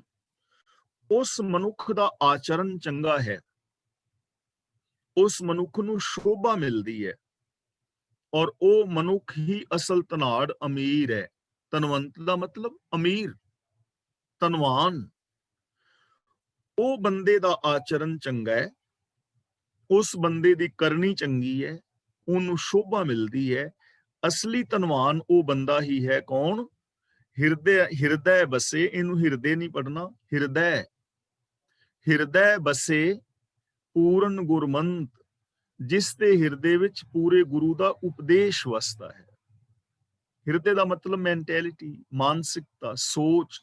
ਜਿਹਦੀ ਸੋਚ ਦੇ ਅੰਦਰ ਪੂਰੇ ਗੁਰੂ ਦਾ ਉਪਦੇਸ਼ ਵਸਦਾ ਹੈ, ਯਾਨੀ ਜੇ ਉਹ ਗੁਰੂ ਗ੍ਰੰਥ ਸਾਹਿਬ ਜੀ ਦੇ ਦਿੱਤੇ ਵੇ ਆਫ ਲਾਈਫ ਨੂੰ ਅਪਣਾ ਲੈਂਦਾ ਹੈ, ਉਹ ਇਨਸਾਨ ਦਾ ਆਚਰਨ ਚੰਗਾ, ਉਹਦਾ ਵਿਹਾਰ ਚੰਗਾ, ਉਸ ਇਨਸਾਨ ਨੂੰ ਸ਼ੋਭਾ ਮਿਲਦੀ ਹੈ, ਔਰ ਉਹੀ ਅਸਲੀ ਅਮੀਰ ਔਰ ਖੁਸ਼ਹਾਲ ਹੈ, ਜਿਹਦੇ ਹਿਰਦੇ ਦੇ ਅੰਦਰ ਪੂਰੇ ਗੁਰੂ ਦਾ ਉਪਦੇਸ਼ ਵਸ ਗਿਆ।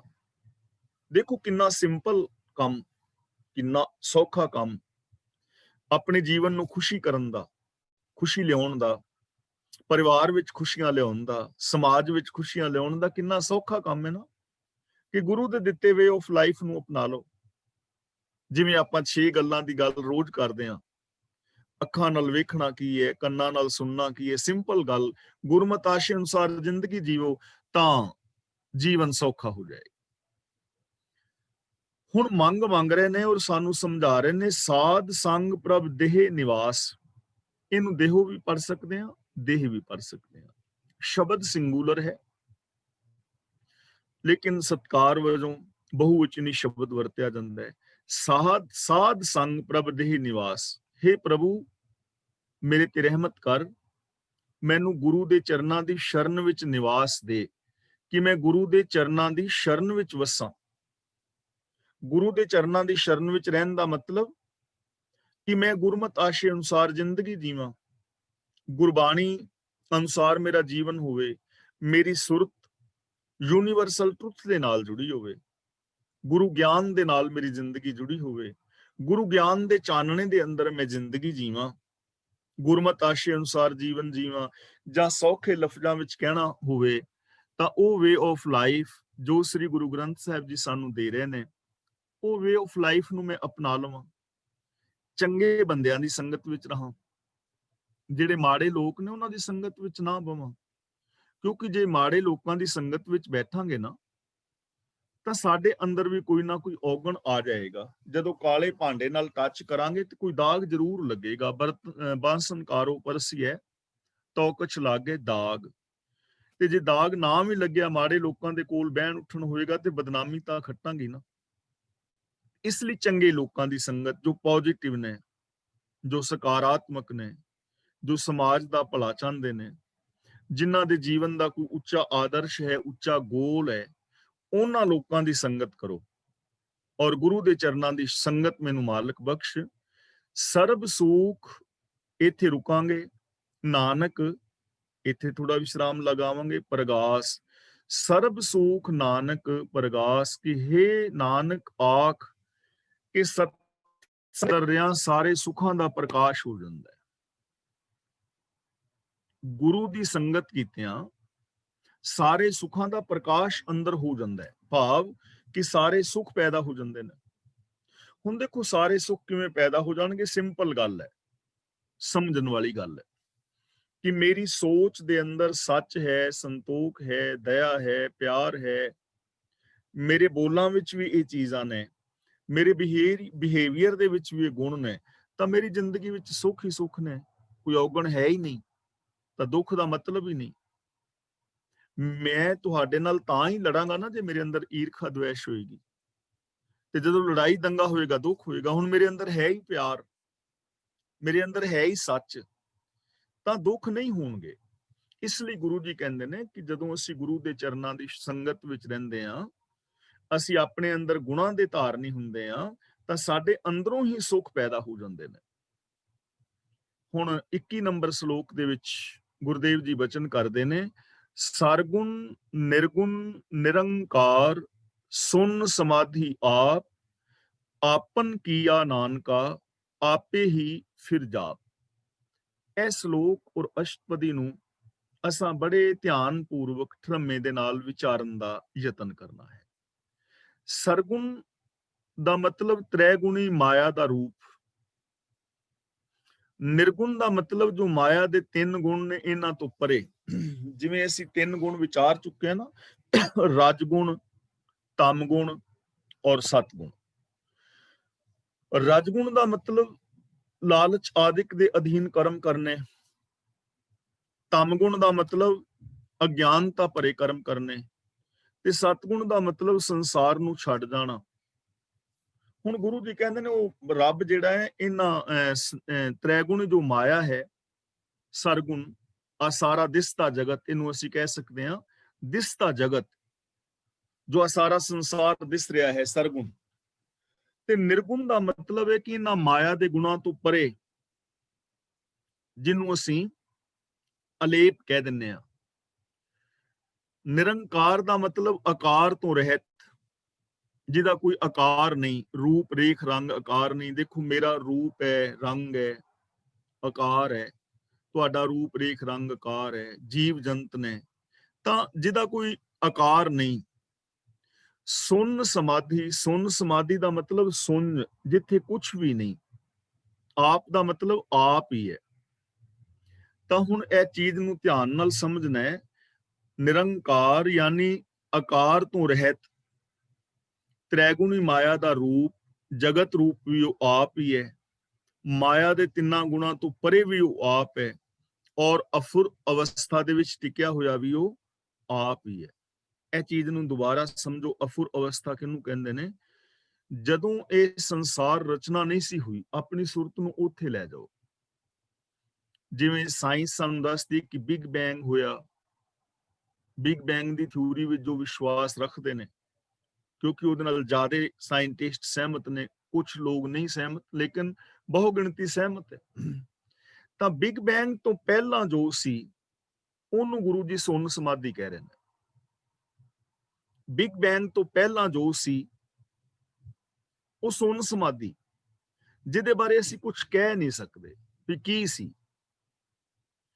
ਫਿਰ ਸਰਗੁਣ ਜਿਹੜਾ ਨਿਰਗੁਣ ਜਿਹੜਾ ਹੈ ਮਾਇਆ ਦੀ ਮੈਲ ਤੋਂ ਰਹਿਤ, ਤੇ ਫਿਰ ਇਹ ਸੰਸਾਰ ਹੋਂਦ ਵਿੱਚ ਆ ਗਿਆ। ਤਾਂ ਗੁਰੂ ਜੀ ਕਹਿੰਦੇ ਨੇ ਉਹ ਇੱਕੋ ਹੀ ਹੈ। ਇਹ ਚੀਜ਼ ਨਾ ਸਮਝਣ ਵਾਲੀ ਹੈ। ਇਸ ਬਿਗ ਬੈਂਗ ਤੋਂ ਪਹਿਲਾਂ ਵੀ ਉਹ ਸੀ, ਬਿਗ ਬੈਂਗ ਹੋਇਆ ਉਦੋਂ ਵੀ ਉਹ ਸੀ, ਆ ਜਗਤ ਜਿਹੜਾ ਰਚਨਾ ਰਚੀ ਗਈ ਹੁਣ ਵੀ ਉਹ ਹੀ ਹੈ, ਇੱਕ ਹੀ ਹੈ, ਵੱਖਰਾ ਵੱਖਰਾ ਨਹੀਂ ਹੈ। ਉਹ ਨਿਰੰਕਾਰ ਹੀ ਸੰਸਾਰ ਬਣ ਗਿਆ ਹੈ, ਜਿਹਨੂੰ ਸਾਇੰਸ ਕਹਿੰਦੀ ਹੈ ਕਿ ਐਨਰਜੀ ਮੈਟੀਰੀਅਲ ਵਿੱਚ ਚੇਂਜ ਹੋ ਜਾਂਦੀ ਹੈ ਤੇ ਮੈਟੀਰੀਅਲ ਐਨਰਜੀ ਵਿੱਚ ਚੇਂਜ ਹੋ ਜਾਂਦਾ ਹੈ। ਯਾਨੀ ਇੱਕ ਹੀ ਹੈ ਉਹ, ਐਨਰਜੀ ਔਰ ਮੈਟੀਰੀਅਲ ਇੱਕ ਹੀ ਨੇ, ਉਹਨੂੰ ਵੱਖਰੇ ਰੂਪ ਵਿੱਚ ਨਹੀਂ ਵੇਖਿਆ ਜਾ ਸਕਦਾ। ਤਾਂ ਗੁਰੂ ਜੀ ਕਹਿ ਰਹੇ ਨੇ ਕਿ ਉਹ ਨਿਰੰਕਾਰ ਵੀ, ਨਿਰਗੁਣ ਵੀ, ਸਰਗੁਣ ਵੀ ਆਪ ਹੀ ਹੈ, ਉਹਦੇ ਤੋਂ ਬਿਨਾਂ ਹੋਰ ਕੋਈ ਹੈ ਨਹੀਂ। ਹੁਣ ਇਹ ਸਾਡੀ ਸਮੱਸਿਆ ਦਾ ਸੋਲੂਸ਼ਨ ਹੈ ਕਿ ਰੱਬ ਦੇ ਦਰਸ਼ਨ ਕੀ ਨੇ? ਅਦਿਸਤਾ ਸੰਸਾਰ ਰੱਬ ਦਾ ਹੀ ਦਰਸ਼ਨ ਹੈ। ਇਹ ਵਿਸ਼ ਸੰਸਾਰ ਤੁਮ ਦੇਖਦੇ, ਇਹ ਹਰ ਕਾ ਰੂਪ ਹੈ। ਇਹਨੂੰ ਤੁਸੀਂ ਐਵੇਂ ਵੀ ਸਮਝ ਸਕਦੇ ਹੋ ਕਿ ਜਦੋਂ ਸਰੋਵਰ ਖਲੋਤਾ ਹੈ, ਬਿਲਕੁਲ ਸ਼ਾਂਤ ਪਾਣੀ ਖੜਾ ਹੈ, ਸਮੁੰਦਰ ਸ਼ਾਂਤ ਖੜਾ ਹੈ, ਤਾਂ ਉਹ ਪਾਣੀ ਹੈ। ਲੇਕਿਨ ਹਵਾ ਚੱਲਣ ਦੇ ਨਾਲ ਲਹਿਰਾਂ ਪੈਦਾ ਹੋ ਗਈਆਂ, ਤੇ ਹੁਣ ਲਹਿਰਾਂ ਹਜ਼ਾਰਾਂ ਦੇ ਰੂਪ ਵਿੱਚ ਨੇ, ਲੇਕਿਨ ਹੈ ਤੇ ਪਾਣੀ ਨਾ। ਜਦੋਂ ਸ਼ਾਂਤ ਖੜਾ ਸੀ ਉਦੋਂ ਵੀ ਪਾਣੀ, ਜਦੋਂ ਲਹਿਰਾਂ ਬਣ ਗਈਆਂ ਉਦੋਂ ਵੀ ਪਾਣੀ। ਜੇ ਟੈਂਪਰੇਚਰ ਮਾਈਨਸ ਹੋ ਜਾਏ ਤੇ ਪਾਣੀ ਬਰਫ਼, ਤੇ ਉਹ ਬਰਫ਼ ਵੀ ਤੇ ਪਾਣੀ ਹੈ ਨਾ। ਤੇ ਜੇ ਅੱਗ ਬਾਲ ਦੇਵੀ ਤੇ ਪਾਣੀ ਬਣ ਜਾਏ ਸਟੀਮ, ਤਾਂ ਵੀ ਉਹ ਪਾਣੀ ਹੈ। ਤੇ ਉਹ H2O ਹੀ ਹੈ ਨਾ, ਇੱਕ ਫਾਰਮੂਲਾ ਇੱਕ ਹੀ ਹੈ। ਐਵੇਂ ਇਹ ਸਾਰਾ ਸੰਸਾਰ ਇੱਕੋ ਹੀ ਹੈ, ਵੱਖਰਾ ਕੁਛ ਨਹੀਂ ਹੈ।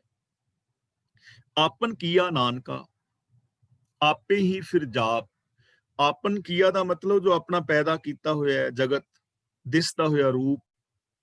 ਆਪੇ ਹੀ ਫਿਰ ਜਾਪ, ਇੱਥੇ ਜਾਪ ਦਾ ਅਰਥ ਕੀਤਾ ਕਿ ਜਪ ਰਿਹਾ ਹੈ। ਲੇਕਿਨ ਜਾਪ ਦਾ ਮਤਲਬ ਕੀ ਹੁੰਦਾ ਹੈ? ਬੋਲ ਕੇ ਦੱਸੋ, ਅਨਮਿਊਟ ਰਹਿੰਦਾ ਹੈ। ਜਾਪ ਦਾ ਮਤਲਬ, ਜਪ ਦਾ ਮਤਲਬ ਜਾਣਨਾ। ਜਪ ਦਾ ਮਤਲਬ ਜਾਣਨਾ। ਆਪਨ ਕੀਆ ਨਾਨਕਾ, ਜੋ ਉਹਨੇ ਆਪਣੀ ਇਹ ਰਚਨਾ ਵਿਸਥਾਰੀ ਹੋਈ ਹੈ, ਇਹਨੂੰ ਆਪ ਹੀ ਜਾਣਦਾ ਹੈ, ਆਪ ਇਹਦੀ ਸਾਰ ਲੈ ਰਿਹਾ ਹੈ। ਇੱਕ ਓੰਕਾਰ ਵਿੱਚ ਗੁਰਦੇਵ ਪਿਤਾ ਨੇ ਬਚਨ ਕੀਤਾ ਹੈ ਕਿ ਇੱਕ ਸਰਬ ਵਿਆਪਕ ਪਰਮ ਸੱਤਿਆ, ਜਿਸ ਕਰਕੇ ਸੰਸਾਰ ਦੀ ਉਤਪਤੀ, ਲੈਤਾ ਔਰ ਪਾਲਣਾ ਸੰਚਾਲਨ ਹੁੰਦਾ ਹੈ, ਉਹ ਇੱਕੋ ਹੀ ਹੈ। ਜਾਣਨ ਦਾ ਮਤਲਬ ਇਹਨੂੰ ਚਲਾਉਣ ਵਾਲਾ, ਸੰਚਾਲਨ ਕਰਨ ਵਾਲਾ ਉਹ ਆਪ ਹੀ ਹੈ, ਉਹਦੇ ਤੋਂ ਇਲਾਵਾ ਹੋਰ ਕੋਈ ਨਹੀਂ ਕਿ ਇਹਨੂੰ ਬ੍ਰਹਮਾ ਵਿਸ਼ਨੂੰ ਮਹੇਸ਼ ਚਲਾ ਰਹੇ ਨੇ। ਰੱਬ ਦੀ ਰਜ਼ਾ ਦੇ ਅੰਦਰ, ਰਜ਼ਾ ਦਾ ਮਤਲਬ ਸਿਸਟਮ ਦੇ ਅੰਦਰ ਇਹ ਸਾਰਾ ਕੁਝ ਚੱਲਦਾ ਹੈ, ਆਪ ਹੀ ਇਹਨੂੰ ਜਾਣਨ ਵਾਲਾ ਹੈ। ਹੁਣ ਗੁਰਦੇਵ ਪਾਤਸ਼ਾਹ ਨੇ ਕੁਝ ਸਵਾਲ ਕੀਤੇ ਨੇ। ਇਹ ਸਵਾਲ ਆਪਣੇ ਆਪ ਦੇ ਵਿੱਚ ਸਵਾਲ ਵੀ ਨੇ ਔਰ ਇਹ ਸਵਾਲ ਆਪਣੇ ਆਪ ਦੇ ਅੰਦਰ ਉੱਤਰ ਵੀ ਨੇ। ਹੁਣ ਗੁਰਦੇਵ ਕਹਿੰਦੇ ਨੇ, ਜਬ ਆਕਾਰ ਇਹ ਕਛ ਨਾ ਦ੍ਰਿਸ਼ਟੇਤਾ, ਜਦੋਂ ਇਹ ਆਕਾਰ ਦਿਸਤਾ ਨਹੀਂ ਸੀ, ਦ੍ਰਿਸ਼ਟੇਤਾ ਦਾ ਮਤਲਬ ਦਿਸਤਾ ਨਹੀਂ ਸੀ, ਆਕਾਰ ਦਾ ਮਤਲਬ ਸਰੂਪ, ਸ਼ਕਲ। ਜਬ ਆਕਾਰ ਇਹ ਕਛ ਨਾ ਦ੍ਰਿਸ਼ਟੇਤਾ, ਜਦੋਂ ਜਗਤ ਦੇ ਜੀਆਂ ਦੀ ਅਜੇ ਕੋਈ ਸ਼ਕਲ ਨਹੀਂ ਸੀ ਦਿਸਦੀ, ਯਾਨੀ ਨਾ ਧਰਤੀ ਸੀ, ਨਾ ਚੰਦਰਮਾ, ਗ੍ਰਹਿ ਨਕਸ਼ਤਰ, ਤਾਰੇ ਸਿਆਰੇ, ਸਿਤਾਰੇ, ਪੌਣ ਪਾਣੀ, ਬੈਸੰਤਰ, ਕੁਝ ਵੀ ਨਹੀਂ ਸੀ। ਮੈਟੀਰੀਅਲ ਹਾਲੇ ਹੋਂਦ ਵਿੱਚ ਹੀ ਨਹੀਂ ਸੀ ਆਇਆ ਸਾਰਾ। ਜਦੋਂ ਕੋਈ ਸ਼ਕਲ ਆਕਾਰ ਹੈ ਹੀ ਨਹੀਂ ਸੀ। ਪਾਪ ਪੁੰਨ ਤਬ ਕਹਤੇ ਹੋਤਾ, ਕਹਤੇ ਦਾ ਮਤਲਬ ਕਿਸ ਜੀਵ ਤੋਂ, ਤਾਂ ਦੱਸੋ ਉਦੋਂ ਪੁੰਨ ਔਰ ਪਾਪ ਕਿਹੜੇ ਜੀਵ ਤੋਂ ਹੁੰਦਾ ਸੀ? ਕੋਈ ਪੁੰਨ ਪਾਪ ਹੈ ਸੀ? ਨਾ ਕੋਈ ਪੁੰਨ ਕਰਨ ਵਾਲਾ ਸੀ, ਨਾ ਕੋਈ ਪਾਪ ਕਰਨ ਵਾਲਾ ਸੀ। ਨਾ ਕੋਈ ਪੁੰਨੀ ਸੀ, ਨਾ ਕੋਈ ਪਾਪੀ ਸੀ। ਨਾ ਕੋਈ ਪੁੰਨ ਸੀ, ਨਾ ਕੋਈ ਪਾਪ ਸੀ, ਹੈ ਹੀ ਨਹੀਂ ਸੀ, ਕਿਉਂਕਿ ਆਕਾਰ ਹੀ ਨਹੀਂ ਸੀ। ਜਦੋਂ ਇਨਸਾਨ ਹੀ ਨਹੀਂ ਤੇ ਪੁੰਨ ਕੀ ਤੇ ਪਾਪ ਕੀ, ਹੈ ਹੀ ਨਹੀਂ।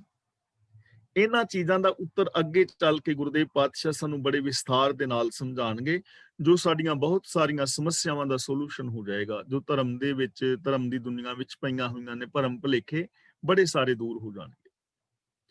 ਤਾਂ ਜਦੋਂ ਹੈ ਹੀ ਨਹੀਂ ਸੀ ਕੋਈ ਜੀਵ ਜੰਤ, ਉਦੋਂ ਪੁੰਨ ਔਰ ਪਾਪ ਕਿਹਦੇ ਤੋਂ ਹੁੰਦਾ ਸੀ? ਕਿਸੇ ਤੋਂ ਨਹੀਂ ਨਾ। ਤੇ ਪੁੰਨ ਤੇ ਪਾਪ ਹੁਣ ਵੀ ਕਿਸੇ ਤੋਂ ਅਸਲ 'ਚ ਨਹੀਂ ਹੋ ਰਿਹਾ, ਇੱਕੋ ਹੀ ਨਾ, ਹੈ ਹੀ ਇੱਕ। ਹੁਣ ਇਹ ਚੀਜ਼ ਥੋੜੀ ਜਿਹੀ ਮੰਨਣੀ ਔਖੀ ਜੀ ਹੋ ਜਾਏਗੀ, ਲੇਕਿਨ ਹੈ ਹੀ ਜਦੋਂ ਇੱਕ।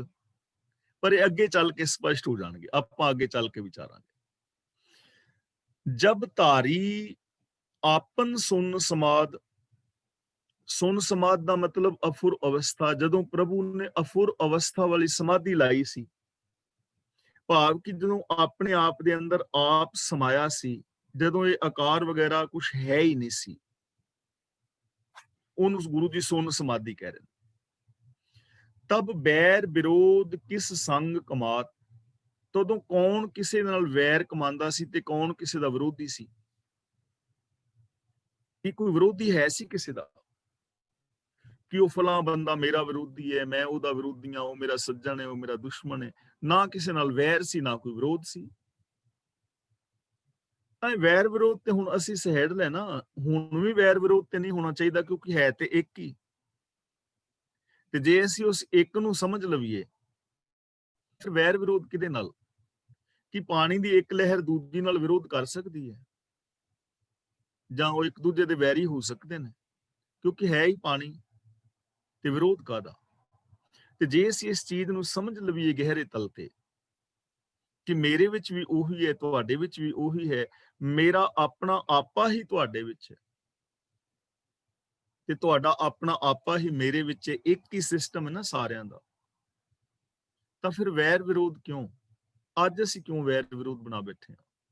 ਇਹ ਖਤਮ ਹੋ ਸਕਦੇ ਨੇ ਜੇ ਅਸੀਂ ਇਹਨਾਂ ਚੀਜ਼ਾਂ ਨੂੰ ਸਮਝੀਏ। ਅਗਲਾ ਬਚਨ ਕਰਦੇ ਨੇ, ਜਬ ਇਸਕਾ ਬਰਨ ਚਿਹਨ ਨਾ ਜਾਪਤ, ਜਾਪਤ ਦਾ ਮਤਲਬ ਜਾਪਦਾ ਨਹੀਂ ਸੀ, ਦਿਸਦਾ ਨਹੀਂ ਸੀ, ਜਾਣਿਆ ਨਹੀਂ ਸੀ ਜਾਂਦਾ। ਬਰਨ ਦਾ ਮਤਲਬ ਵਰਨ, ਰੰਗ, ਚਿਹਨ ਦਾ ਮਤਲਬ ਨਿਸ਼ਾਨ, ਨਾ ਜਾਪਤ ਦਾ ਮਤਲਬ ਨਹੀਂ ਸੀ ਜਾਪਦਾ, ਨਹੀਂ ਸੀ ਦਿਸਦਾ, ਜਾਣਿਆ ਨਹੀਂ ਸੀ ਜਾਂਦਾ। ਜਦੋਂ ਇਹਦਾ ਕੋਈ ਰੂਪ ਰੇਖ ਰੰਗ ਆਕਾਰ ਦਿਸਦਾ ਹੀ ਨਹੀਂ ਸੀ, ਨਾ ਕੋਈ ਰੂਪ ਸੀ, ਨਾ ਰੇਖਾ ਸੀ, ਨਾ ਰੰਗ ਸੀ, ਨਾ ਆਕਾਰ ਸੀ, ਨਾ ਕੋਈ ਸਰੂਪ ਸੀ, ਦਿਸਦਾ ਹੀ ਨਹੀਂ ਸੀ ਕੁਛ। ਤਬ ਹਰਖ ਸੋਗ ਕਹੋ ਕਿਸੇ ਵਿਆਪਤ, ਤਾਂ ਗੁਰੂ ਜੀ ਕਹਿੰਦੇ ਨੇ ਦੱਸੋ ਦੱਸੋ ਉਦੋਂ ਚਿੰਤਾ ਔਰ ਖੁਸ਼ੀ ਕਿਹਨੂੰ ਪਾਉਂਦੀ ਸੀ? ਖੁਸ਼ੀ ਜਾਂ ਚਿੰਤਾ ਕਿਸੇ ਨੂੰ ਪਾਉਂਦੀ ਸੀ ਕਿ ਮੈਂ ਖੁਸ਼ ਹਾਂ, ਅੱਜ ਮੈਨੂੰ ਚਿੰਤਾ ਹੈ, ਅੱਜ ਮੈਨੂੰ ਖੁਸ਼ੀ ਹੈ। ਇੱਕ ਬੰਦਾ ਸੁਖੀ ਹੈ, ਦੂਜਾ ਬੰਦਾ ਚਿੰਤਾ ਵਿੱਚ ਹੈ। ਕਿਸੇ ਨੂੰ ਪਾਉਂਦੀ ਸੀ ਨਾ, ਕਿਉਂਕਿ ਹੈ ਹੀ ਨਹੀਂ ਸੀ ਨਾ, ਹੋਰ ਹੈ ਹੀ ਨਹੀਂ ਸੀ। ਤੇ ਹੁਣ ਇਸ ਚੀਜ਼ ਦਾ ਅੱਗੇ ਚੱਲ ਕੇ ਵਿਸਥਾਰ ਕਰਨਗੇ ਕਿ ਉਹਨੇ ਇੱਕ ਨੇ ਹੀ ਵਿਸਥਾਰ ਕਰ ਲਿਆ।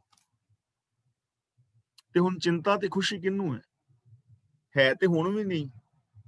ਜੇ ਉਸ ਇੱਕ ਦੇ ਨਾਲ ਜੁੜ ਜਾਇਆ ਜਾਏ, ਇੱਕ ਦੇ ਨਾਲ ਜੁੜ ਜਾਇਆ ਜਾਏ, ਜੇ ਚੀਜ਼ ਨੂੰ ਸਮਝ ਲਿਆ ਜਾਏ, ਤਾਂ ਗੁਰੂ ਜੀ ਕਹਿੰਦੇ ਨੇ ਉਦੋਂ ਖੁਸ਼ੀ ਗਮੀ ਚਿੰਤਾ ਕਿਸੇ ਨੂੰ ਨਹੀਂ ਸੀ ਪਾਉਂਦੀ। ਜਬ ਆਪਨ ਆਪ ਆਪ ਪਾਰ ਬ੍ਰਹਮ, ਜਦੋਂ ਅਕਾਲ ਪੁਰਖ ਆਪ ਹੀ ਆਪ ਸੀ, ਸੰਸਾਰ ਦੇ ਜੀਵ ਜੰਤ ਹੋਂਦ ਵਿੱਚ ਆਏ ਹੀ ਨਹੀਂ ਸਨ, ਆਕਾਰ ਦ੍ਰਿਸ਼ਟੀ ਗੋਚਰ ਹੀ ਨਹੀਂ ਸੀ। ਤਬ ਮੋਹ ਕਹਾ ਕਿਸ ਹੋਵਤ ਭਰਮ, ਉਦੋਂ ਮੋਹ ਕਿੱਥੇ ਸੀ? ਕਿਸੇ ਨੂੰ ਮੋਹ ਹੈ ਸੀ? ਕਿਉਂਕਿ ਹੈ ਹੀ ਨਹੀਂ ਸੀ, ਬੰਦਾ ਹੀ ਨਹੀਂ ਤੇ ਮੋਹ ਕਾਹਦਾ। ਤੇ ਭਰਮ ਭੁਲੇਖੇ ਵਿੱਚ ਕੌਣ ਸੀ? ਕੋਈ ਵੀ ਨਾ। ਭਰਮ ਭੁਲੇਖਾ ਕਿਹਨੂੰ ਹੋਣਾ ਸੀ? ਕਿਉਂਕਿ ਆਪ ਹੀ ਸੀ। ਇਸ ਲਈ ਕੋਈ ਭਰਮ ਨਹੀਂ ਸੀ, ਕੋਈ ਭੁਲੇਖਾ ਨਹੀਂ ਸੀ, ਕੋਈ ਮੋਹ ਨਹੀਂ ਸੀ ਕਿਸੇ ਨੂੰ। ਆਪਨ ਖੇਲ ਆਪ ਵਰਤੀਜਾ, ਵਰਤੀਜਾ ਦਾ ਮਤਲਬ ਵਰਤਾਇਆ ਹੈ। ਹੁਣ ਜਗਤ ਰੂਪ ਆਪਣੀ ਖੇਡ ਆਪ ਵਰਤਾਈ ਹੈ, ਆਪਣਾ ਖੇਲ ਆਪ ਵਰਤਾਇਆ ਉਹਨੇ, ਆਪ ਖੇਲ ਰਿਹਾ। ਤੇ ਹੁਣ ਫਿਰ ਮੋਹ ਕਿਹਨੂੰ ਹੈ ਤੇ ਭਰਮ ਕਿਹਨੂੰ ਹੈ? ਇੱਕ ਖੇਲ ਹੈ ਸਿਰਫ। ਖੇਲ ਦੇ ਵਿੱਚ ਕੁਝ ਰੋਲ ਦਿੱਤੇ ਜਾਂਦੇ ਨੇ, ਜਿਵੇਂ ਕੋਈ ਡਰਾਮਾ ਹੈ ਜਾਂ ਪਿਕਚਰ ਹੈ, ਕੋਈ ਫਿਲਮ ਹੈ, ਉਹਦੇ ਵਿੱਚ ਕੋਈ ਰਾਜਾ ਹੈ, ਕੋਈ ਚੋਰ ਹੈ, ਕੋਈ ਸਿਪਾਹੀ ਹੈ, ਕੋਈ ਇਮਾਨਦਾਰ, ਕੋਈ ਬੇਈਮਾਨ, ਕੋਈ ਲੜਾਕਾ, ਉਹਦੇ ਵਿੱਚ ਰੋਲ ਦਿੱਤੇ ਜਾਂਦੇ ਨੇ ਤੇ ਉਸ ਰੋਲ ਨੂੰ ਉਹ ਬੰਦੇ ਨਿਭਾਉਂਦੇ ਨੇ। ਤੇ ਜਿਹੜਾ ਆਪਣੇ ਰੋਲ ਨੂੰ ਚੰਗੀ ਤਰ੍ਹਾਂ ਨਿਭਾ ਜਾਂਦਾ ਹੈ, ਉਹਨੂੰ ਚੰਗਾ ਐਕਟਰ ਗਿਣ ਲਿਆ ਜਾਂਦਾ ਹੈ। ਲੇਕਿਨ ਉਹਨੂੰ ਖੁਸ਼ੀ ਗਮੀ ਹੁੰਦੀ ਨਹੀਂ। ਉਹ ਇੱਕ ਰੋਲ ਨਿਭਾ ਰਿਹਾ, ਜਿਹੜਾ ਆਪਣੇ ਰੋਲ ਨੂੰ ਚੰਗੀ ਤਰ੍ਹਾਂ ਨਿਭਾ ਜਾਂਦਾ ਨਾ, ਉਹ ਬੰਦਾ ਵਿਜੇਤਾ ਹੋ ਜਾਂਦਾ ਹੈ। ਐਸੇ ਤਰ੍ਹਾਂ ਸਾਨੂੰ ਵੀ ਰੋਲ ਮਿਲੇ ਨੇ। ਦੇਖੋ ਕਿੰਨੇ ਸਾਰੇ ਰੋਲ ਨੇ ਸਾਡੇ। ਜਿਵੇਂ ਮੈਂ ਪਹਿਲਾਂ ਵੀ ਕਈ ਵਾਰੀ ਬੇਨਤੀ ਕੀਤੀ, ਔਰਤ ਨੂੰ ਕਿੰਨੇ ਸਾਰੇ ਰੋਲ ਮਿਲੇ ਨੇ ਨਾ। ਬੇਟੀ ਹੈ, ਭੈਣ ਹੈ, ਪਤਨੀ ਹੈ, ਨੂੰਹ ਹੈ, ਸੱਸ ਹੈ, ਮਾਂ ਹੈ, ਦਰਾਣੀ ਹੈ, ਜਠਾਣੀ ਹੈ, ਮਾਮੀ ਮਾਸੀ ਹੈ। ਕਿੰਨੇ ਸਾਰੇ ਰਿਸ਼ਤੇ ਨੇ। ਇਹ ਰੋਲ ਨੇ ਸਾਰੇ। ਇਹਨਾਂ ਨੂੰ ਇਮਾਨਦਾਰੀ ਦੇ ਨਾਲ ਨਿਭਾਉਣਾ ਹੈ, ਉਤਸ਼ਾਹ ਦੇ ਨਾਲ, ਤੇ ਤੁਸੀਂ ਵਿਜੇਤੇ ਹੋ ਸਕਦੇ ਹੋ। ਤੇ ਜੇ ਕੋਈ ਆਪਣਾ ਰੋਲ ਚੰਗੀ ਤਰ੍ਹਾਂ ਨਾ ਨਿਭਾਏ ਤਾਂ ਫਿਰ ਉਹਨੂੰ ਇਨਾਮ ਨਹੀਂ ਨਾ ਮਿਲਦਾ। ਉਹਨੂੰ ਇਨਾਮ ਨਹੀਂ ਮਿਲਦਾ। ਉਹਨੂੰ ਖੇਲ ਚੋਂ ਕਈ ਵਾਰੀ ਬਾਹਰ ਵੀ ਕੱਢ ਦਿੱਤਾ ਜਾਂਦਾ, ਉਹਨੂੰ ਪਰੇਸ਼ਾਨੀ ਵੀ ਹੁੰਦੀ। ਇਸੇ ਤਰ੍ਹਾਂ ਬੰਦੇ ਨੇ ਕਿੰਨੇ ਸਾਰੇ ਰੋਲ ਨੇ। ਬੰਦਾ ਬੇਟਾ ਹੈ, ਭਰਾ ਹੈ, ਪਿਤਾ ਹੈ, ਪਤੀ ਹੈ, ਚਾਚਾ ਤਾਇਆ, ਨਾਨਾ ਹੈ, ਯਾਰ ਦੋਸਤ ਹੈ। ਕਿੰਨੇ ਸਾਰੇ ਰੋਲ ਨੇ। ਇਹਨਾਂ ਨੂੰ ਇਮਾਨਦਾਰੀ ਨਾਲ ਨਿਭਾਉਣਾ ਹੈ। ਆਪਾਂ ਵਿਆਖਿਆ ਕੀਤੀ ਨਾ ਪਹਿਲਾਂ, ਸੱਚ ਨੂੰ ਆਧਾਰ ਬਣਾ ਕੇ ਮਨੁੱਖੀ ਫਰਜ਼ਾਂ ਨੂੰ ਪੂਰੇ ਕਰਨ ਦਾ ਨਾਮ ਧਰਮ ਹੈ। ਹੁਣ ਜਿਹੜਾ ਇਹ ਰੋਲ ਨਿਭਾਏਗਾ ਚੰਗੀ ਤਰ੍ਹਾਂ, ਉਹ ਵਿਸ਼ਵ ਵਿਜੇਤਾ ਹੋ ਜਾਏਗਾ। ਤਾਂ ਇਹ ਖੇਲ ਹੈ। ਜੇ ਇਹਨੂੰ ਖੇਲ ਦੇ ਰੂਪ ਦੇ ਅੰਦਰ ਖੇਲੀਏ ਨਾ, ਤੇ ਵਾਸਤਵ ਦੇ ਵਿੱਚ ਜ਼ਿੰਦਗੀ ਬੜੀ ਸੌਖੀ ਔਰ ਖੁਸ਼ਹਾਲੀ ਵਾਲੀ ਹੋ ਸਕਦੀ ਹੈ। ਪਰ ਅਸੀਂ ਇਸ ਜੀਵਨ ਨੂੰ ਸੰਗਰਾਮ ਬਣਾ ਲਿਆ, ਯੁੱਧ ਬਣਾ ਲਿਆ, ਮੈਦਾਨ ਦਾ ਅਖਾੜਾ ਬਣਾ ਲਿਆ। ਜੇ ਅਸੀਂ ਇਸ ਖੇਲ ਨੂੰ ਖੇਲੀਏ ਖੇਲ ਦੀ ਤਰ੍ਹਾਂ, ਤਾਂ ਕਿੰਨਾ ਆਨੰਦ ਹੈ ਨਾ। ਨਿੱਕੇ ਨਿੱਕੇ ਬੱਚੇ ਹੋਈਦਾ ਸੀ, ਖੇਲਣ ਜਾਈਦਾ ਸੀ ਨਾ ਸਾਡੇ ਕੋਲ। ਹੁਣ ਸਾਡੇ ਟਾਈਮ ਤਾਂ ਖੇਡਾਂ ਵਾਸਤੇ ਬਹੁਤ ਸਮਾਨ ਨਹੀਂ ਸੀ ਹੁੰਦਾ। ਬਰਸਾਤ ਪੈਣੀ, ਗਿੱਲੀ ਮਿੱਟੀ ਹੁੰਦੀ ਸੀ, ਜਾ ਕੇ ਪੈਰ ਫਸਾਣੇ ਰੇਤੇ ਥੱਲੇ, ਘਰ ਬਣਾ ਲੈਣੇ। ਤੇ ਘਰ ਦੇ ਵਿੱਚ ਮਤਲਬ ਮੈਂ ਜੀ ਤੁਹਾਡੇ ਘਰ ਪ੍ਰਾਹੁਣਾ ਬਣ ਕੇ ਆਇਆ, ਤੁਸੀਂ ਮੇਰੇ ਘਰ ਪ੍ਰਾਹੁਣੇ ਬਣ ਕੇ ਆਏ, ਖੇਲਦੇ ਤੇ ਆਉਂਦੇ, ਫਿਰ ਲੱਤਾਂ ਮਾਰ ਕੇ ਢਾਹ ਕੇ ਆਪਣੇ ਘਰ ਤੇ ਖੁਸ਼ੀ ਨਾਲ ਬਣਾਏ ਵੀ ਖੁਸ਼ੀ ਨਾਲ, ਖੇਲੇ ਵੀ ਖੁਸ਼ੀ ਨਾਲ, ਤੇ ਆਉਂਦੇ ਢਾਹ ਕੇ ਵੀ ਖੁਸ਼ੀ ਨਾਲ ਆ ਗਏ। ਘਰ ਢਹਿਣ ਦੀ ਸਾਨੂੰ ਕੋਈ ਪ੍ਰੋਬਲਮ ਨਹੀਂ ਸੀ ਹੁੰਦੀ। ਬਸ ਹੁਣ ਫਰਕ ਇੰਨਾ ਹੈ, ਉਦੋਂ ਘਰ ਰੇਤੇ ਦੇ ਸਨ, ਹੁਣ ਸਾਡੇ ਕੋਠੀਆਂ ਨੇ। ਫਰਕ ਇੰਨਾ ਹੀ ਹੈ। ਫਰਕ ਤਾਂ ਕੋਈ ਨਹੀਂ ਜੇ ਖੇਲ ਦੀ ਤਰ੍ਹਾਂ ਖੇਲੀਏ। ਤਾਂ ਗੁਰੂ ਜੀ ਕਹਿੰਦੇ ਨੇ ਆਪਨ ਖੇਲ ਆਪ ਵਰਤੀਜਾ, ਨਾਨਕ ਕਰਨੈ ਹਾਰ ਨਾ ਦੂਜਾ। ਇਸ ਖੇਡ ਨੂੰ ਉਹਦੇ ਤੋਂ ਬਿਨਾਂ ਬਣਾਉਣ ਵਾਲਾ ਹੋਰ ਕੋਈ ਨਹੀਂ ਹੈ, ਉਹ ਆਪ ਹੀ ਇਸ ਖੇਲ ਵਿੱਚ ਖੇਲ ਰਿਹਾ ਹੈ। ਹੁਣ ਇਸ ਧਿਆਨ ਨਾਲ ਚੀਜ਼ ਨੂੰ ਸਮਝੋ ਕਿ ਜਦੋਂ ਇਹ ਸੰਸਾਰ ਹੋਂਦ ਵਿੱਚ ਨਹੀਂ ਸੀ ਆਇਆ, ਉਹ ਰੱਬ ਹੀ ਸੀ। ਸੰਸਾਰ ਹੋਂਦ ਵਿੱਚ ਆ ਗਿਆ ਉਦੋਂ ਵੀ ਉਹੀ ਹੈ, ਜਦੋਂ ਇਸ ਖੇਲ ਦੇ ਅੰਦਰ ਖੇਲ ਰਿਹਾ ਹੈ ਉਦੋਂ ਵੀ ਉਹੀ ਹੈ, ਖੇਲ ਖਤਮ ਹੋਏਗੀ ਉਦੋਂ ਵੀ ਉਹੀ ਹੋਏਗਾ। ਜੇ ਸਾਡੀ ਸਮਝ ਵਿੱਚ ਇਹ ਚੀਜ਼ ਆ ਜਾਏ ਤਾਂ ਫਿਰ ਕਿੰਨਾ ਆਨੰਦ ਬਣ ਜਾਏਗਾ, ਕਿੰਨਾ ਨਜ਼ਾਰਾ ਬਣ ਜਾਏਗਾ ਨਾ ਇਸ ਜ਼ਿੰਦਗੀ ਜੀਣ ਦਾ। ਸਾਰਿਆਂ ਦੇ ਵਿੱਚ ਇੱਕ ਰੱਬ ਦਿਸੇਗਾ ਤੇ ਆਪਣੇ ਆਪਣੇ ਰੋਲ ਨੂੰ ਬਾਖੂਬੀ ਬੰਦਾ ਨਿਭਾਏਗਾ। ਹੁਣ ਕ੍ਰਿਕਟ ਦੇ ਅੰਦਰ 11 ਨੇ ਨਾ ਪਲੇਅਰ, ਤੇ ਜਿਹੜੀ ਟੀਮ ਆਪਣੇ ਆਪਣੇ ਰੋਲ ਨੂੰ ਬਾਖੂਬੀ ਨਿਭਾਉਂਦੀ ਹੈ ਨਾ, ਉਹ ਟੀਮਾਂ ਜਿੱਤ ਜਾਂਦੀਆਂ ਨੇ। ਕਈ ਵਾਰੀ ਹੁੰਦਾ ਹਾਕੀ ਦੇ ਵਿੱਚ ਇੱਕ ਬੰਦਾ ਬਾਲ ਲੈ ਕੇ ਜਾ ਰਿਹਾ ਹੈ ਤੇ ਉਹ ਇਹ ਕਹਿਣਾ ਚਾਹੁੰਦਾ ਕਿ ਮੈਂ ਹੀ ਲੈ ਕੇ ਜਾਵਾਂ ਆਖਿਰ ਤੱਕ, ਤੇ ਉਹ ਲੋਕ ਹਾਰ ਜਾਂਦੇ ਨੇ। ਕਈ ਵਾਰ ਕਈ ਥਾਵਾਂ ਤੇ ਐਸਾ ਹੁੰਦਾ ਕਿ ਬਾਲ ਦੂਜੇ ਖਿਡਾਰੀ ਨੂੰ ਦੇ ਦੇਣੀ ਹੁੰਦੀ ਹੈ। ਯਾਨੀ ਟੀਮ ਵਰਕ ਹੈ ਨਾ, ਜਿਹੜਾ ਰੋਲ ਨੂੰ ਠੀਕ ਨਿਭਾਏਗਾ ਉਹ ਵਿਜੇਤਾ ਹੋਏਗਾ। ਅਸੀਂ ਵੀ ਗੁਰੂ ਜੀ ਦੀ ਪਾਵਨ ਬਾਣੀ ਪੜ੍ਹ ਰਹੇ ਹਾਂ, ਅਸੀਂ ਆਪਣੇ ਆਪਣੇ ਜੋ ਰੋਲ ਮਿਲੇ ਨੇ, ਧੀਆਂ ਪੁੱਤਰਾਂ ਦੇ, ਭੈਣਾਂ ਭਰਾਵਾਂ ਦੇ, ਪਤੀ ਪਤਨੀ ਦੇ, ਇਹਨਾਂ ਫਰਜ਼ਾਂ ਨੂੰ ਇਮਾਨਦਾਰੀ ਨਾਲ ਨਿਭਾਈਏ। ਤੇ ਇਹ ਫਰਜ਼ ਸਿਰਫ ਰਿਸ਼ਤਿਆਂ ਤੱਕ ਸੀਮਤ ਨਹੀਂ, ਸਾਡੇ ਹਵਾ ਲਈ, ਪਾਣੀ ਲਈ, ਧਰਤੀ ਲਈ, ਵਨਸਪਤੀ ਲਈ, ਜੀਵ ਜੰਤਾਂ ਲਈ, ਸੰਸਾਰ ਲਈ ਕੀ ਕੀ ਫਰਜ਼ ਨੇ, ਇਹਨਾਂ ਨੂੰ ਨਿਭਾਈਏ। ਇੱਕ ਖੇਲ ਦੀ ਤਰ੍ਹਾਂ ਆਪਣੇ ਰੋਲ ਨਿਭਾਉਣ ਦਾ ਯਤਨ ਕਰੀਏ ਤਾਂ ਇਹ ਜ਼ਿੰਦਗੀ ਸੌਖੀ ਹੋ ਸਕਦੀ ਹੈ। ਜਬ ਹੋਵਤ ਪ੍ਰਭ ਕੇਵਲ ਧਨੀ,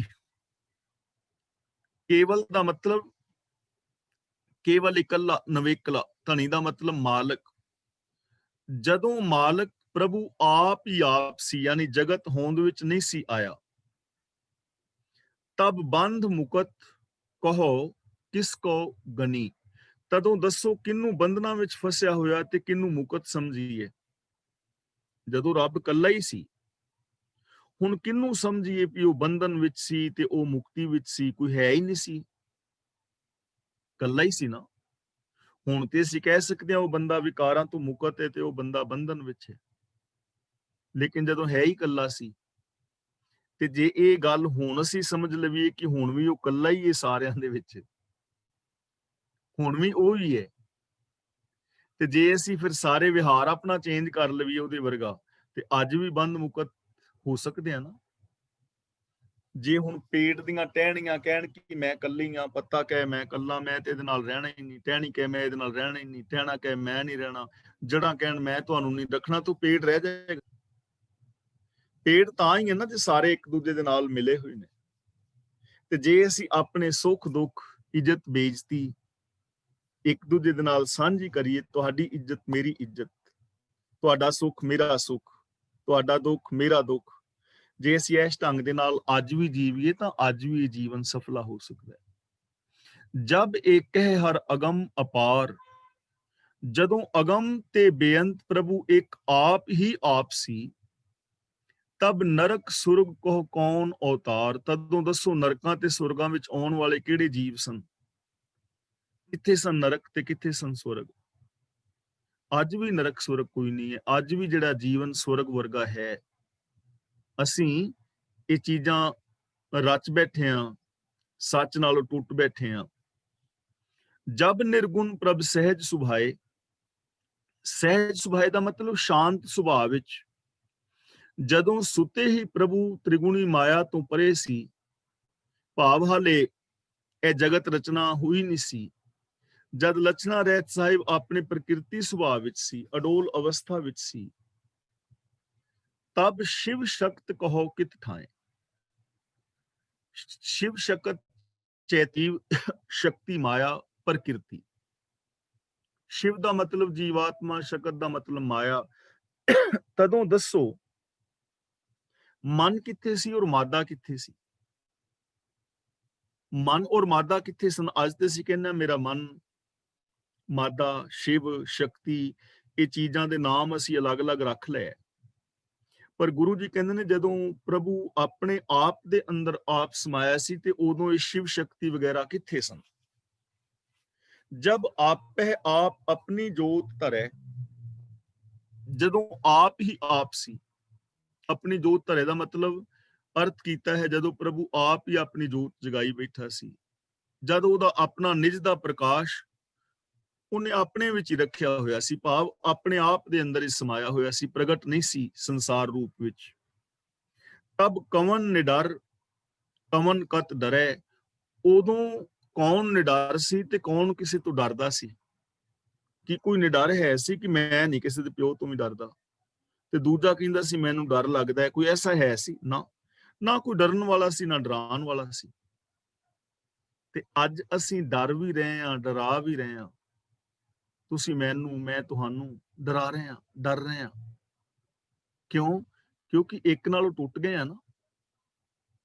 ਤੇ ਜੇ ਇੱਕ ਨੂੰ ਸਾਰਿਆਂ ਦੇ ਵਿੱਚ ਸਮਝ ਲਵੀ, ਨਾ ਕੋਈ ਡਰੇਗਾ ਨਾ ਕੋਈ ਡਰਾਏਗਾ। ਕਿੰਨੇ ਕਿਹਨੂੰ ਡਰਾਣਾ ਹੈ?